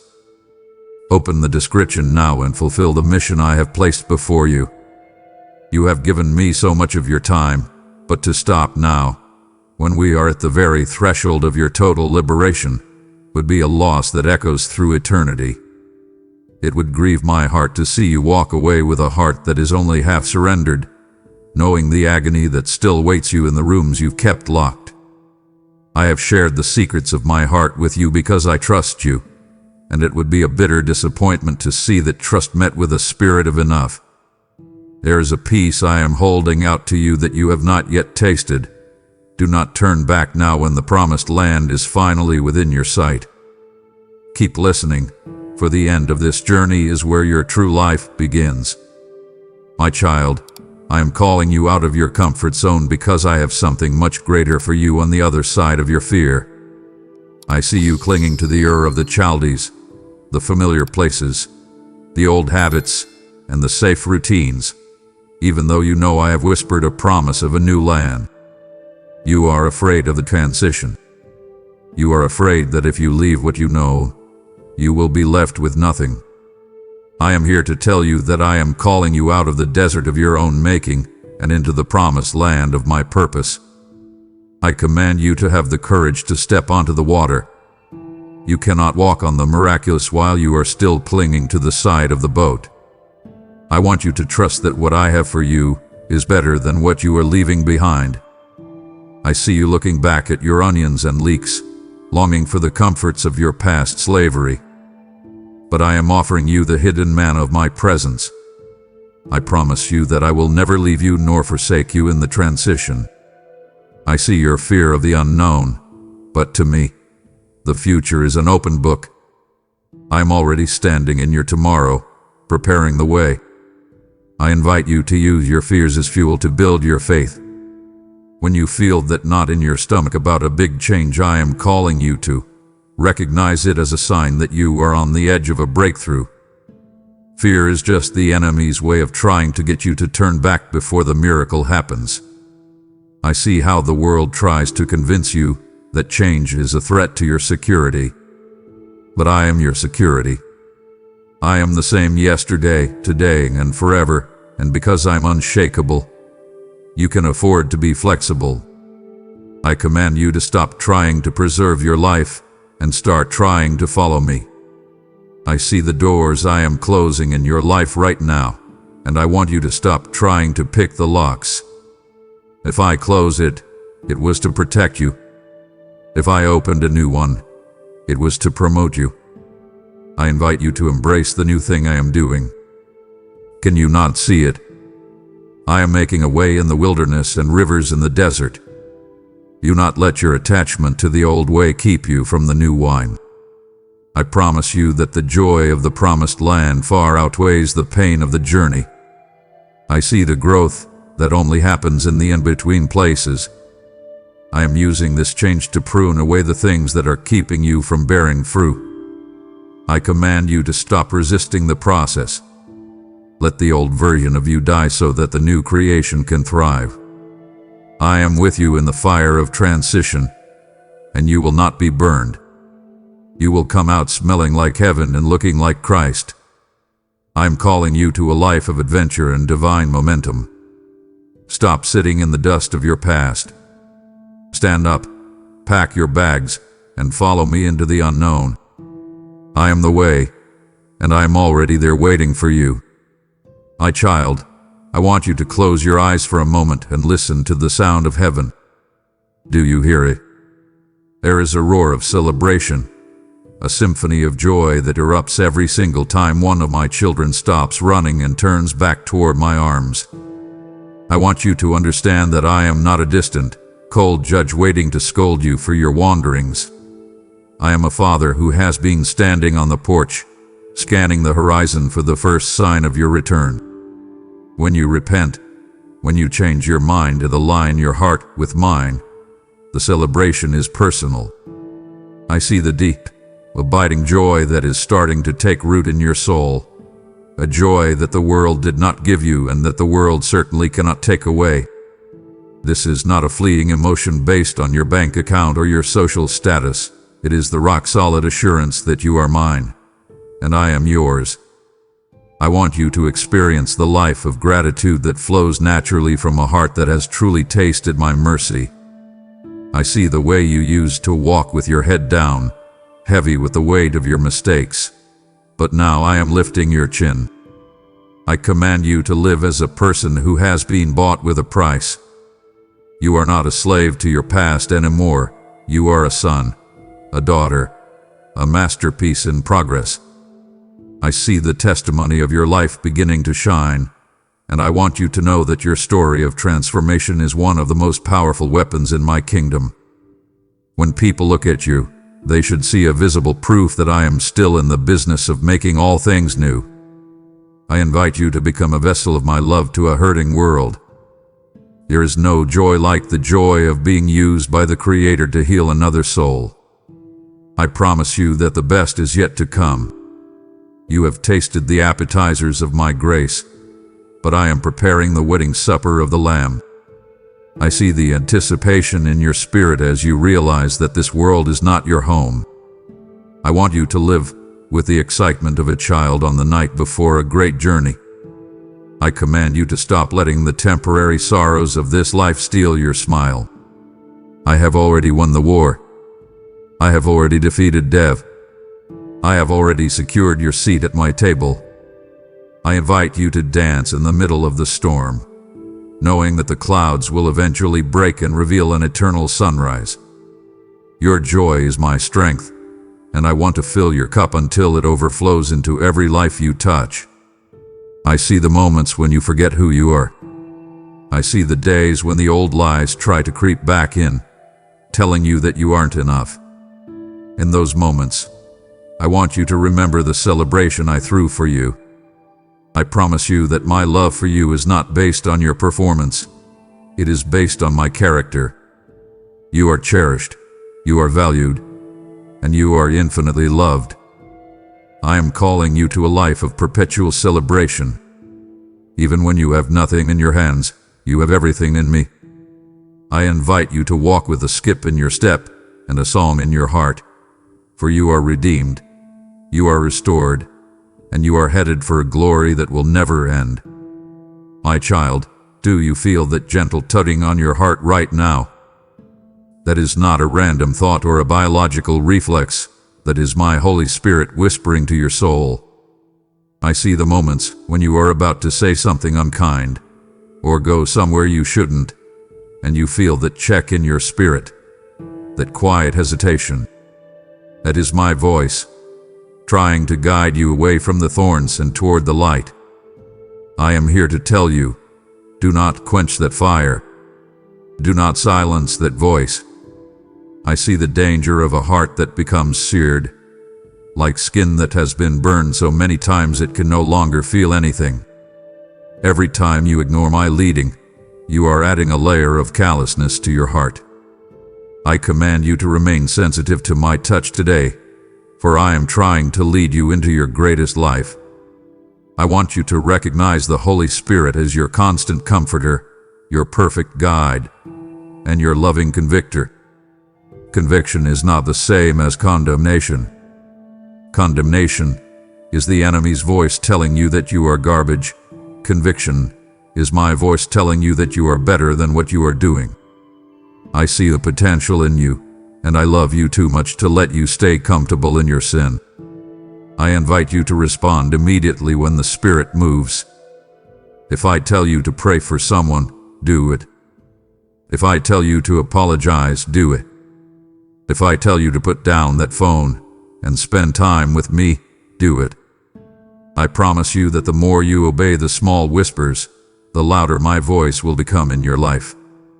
Do not wait for a lightning bolt. Listen for the whisper. I see how the noise of the world is designed to drown out my leading. You are constantly bombarded with opinions, advertisements, and digital distractions that want to occupy the space in your mind that belongs to me. I command you to create a sanctuary of silence in your life. You cannot hear the still small voice if you are always plugged into the world's amplifier. I want you to be a person who is led by the Spirit, not by the headlines. I see the confusion that enters your life when you try to figure things out on your own. Why are you walking in the dark when I am offering you a lamp for your feet? I invite you to lean into my guidance. I will tell you which way to turn, which job to take, and which words to speak, but you must be listening. I promise you that a life led by the Spirit is a life of divine timing and supernatural protection. I see the traps I have helped you avoid simply because you listened to that gut feeling that was actually me. I want to take you deeper. I want to show you things you could never discover through logic or research. I command you to stop resisting the tug of my hand. I am not trying to restrict your fun. I am trying to protect your future. I see the tragedy of those who have silenced me for so long that they are now wandering in a desert of their own making. Do not be one of them. Open your heart wide. Let my Spirit breathe on the embers of your soul until they become a roaring flame once again. My child, if you could only see yourself through my eyes for just 1 second, your life would never be the same. I see you looking in the mirror and pointing out your flaws, but I look at you and I see my cherished creation. I want you to understand the lengths I went to bring you back to my side. I didn't just send a message or a book, I sent myself. I step out of eternity and into your messy, painful, broken world so that I could look you in the eye and show you what love looks like. I see the depth, the height, and the width of the love I revealed on Christ's cross, and I am telling you today, you are worth it. You are worth the pain, worth the shame, and worth the sacrifice. You are not a mistake, and you are not an accident. I wove you together in your mother's womb with a specific purpose and an infinite love. I want you to understand that my no is always a protection, and my wait is always a preparation. I see you getting frustrated when I don't answer your prayers exactly how and when you want. You think I am being distant, but I am being a father. I see the end from the beginning, and I know things you don't know. I am protecting you from things you can't see and preparing you for things you can't yet handle. I command you to trust my heart even when you can't understand my hand. I love you too much to give you something that will eventually destroy you. I invite you to rest in the assurance of my goodness. I am standing at the door of your heart right now, knocking softly. I am not going to kick the door down because love doesn't force its way in. I am waiting for you to open it. I promise you that my love for you is the most stable thing in the universe. Everything else, your health, your money, your friends, the very earth beneath your feet, will eventually change or fade. But my love is the same yesterday, today, and forever. I see the times you feel overlooked and lonely, as if no one in the world truly knows the real you. I know you. I know your thoughts before you think them. I know your fears before they form. And knowing all of that, I still choose you. I command you to stop seeking your validation from people who don't even know their own worth. You are a child of the King. You are royalty. I invite you to walk with the dignity and the peace that comes from knowing you are wanted. I see your struggle to believe that someone could love you this much without wanting anything from you. I don't want your service because I'm short on help. I want your heart because I love you. I am not looking for a slave. I am looking for a child who wants to be with their father. I promise you that if you will just sit in my presence for a while, I will heal the wounds that the world has inflicted on you. I will replace your shame with my glory. I see the potential in you to love others with this same radical love, but you have to receive it from me first. Come to me. Let me wrap my arms around you and quiet your mind. I am here. I have always been here, and I am never letting you go. My child, we have come to a moment of decision that will echo through the halls of eternity. I have laid out the truth before you with clarity and with passion. I see the weight of everything we have discussed sitting on your soul. You are standing at the ultimate crossroads, and the choice you make right now is the most important one you will ever make. I want you to understand the ultimatum of the gospel. I am setting before you life or death, a blessing or a curse. There is no middle ground. There is no maybe. To stay silent is to make a choice. To say not yet is to say no.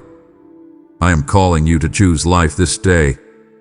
I command you to step out of the shadows and into the blinding light of my presence once and for all. I want to lead you through a moment of radical commitment. This is not about a religious formula. It is about a heart-level surrender. I see you realizing that you cannot save yourself, and you cannot fix your own life. I invite you to speak to me right now, in the quietness of your own heart. Tell me that you are tired of running. Tell me that you accept the sacrifice of my Son as the only payment for your sins. I command you to renounce the works of darkness and the idols you have been clutching. I am ready to trade your rags for my robes of righteousness. This is the beginning of your new walk as a new creation. The old has passed away. Look, I am making everything new in your life this very second.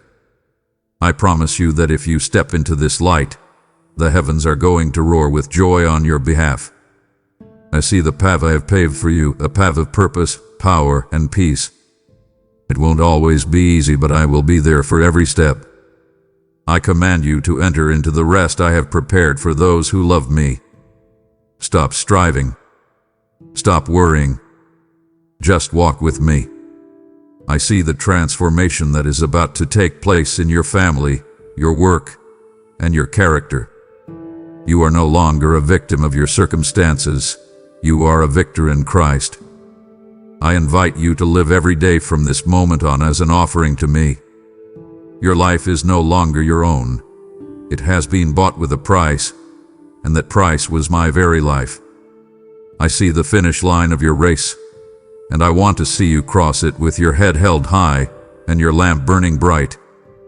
I promise you that you will never regret the day you finally said yes to me. I am the Alpha and the Omega, the first and the last, and I am the one who has the final word over your destiny. I have called you by name. You are mine. I invite you to take my hand and never let go. The door is open. The invitation is final. The Spirit and the bride say, "Come." Choose life. Choose light. Choose me.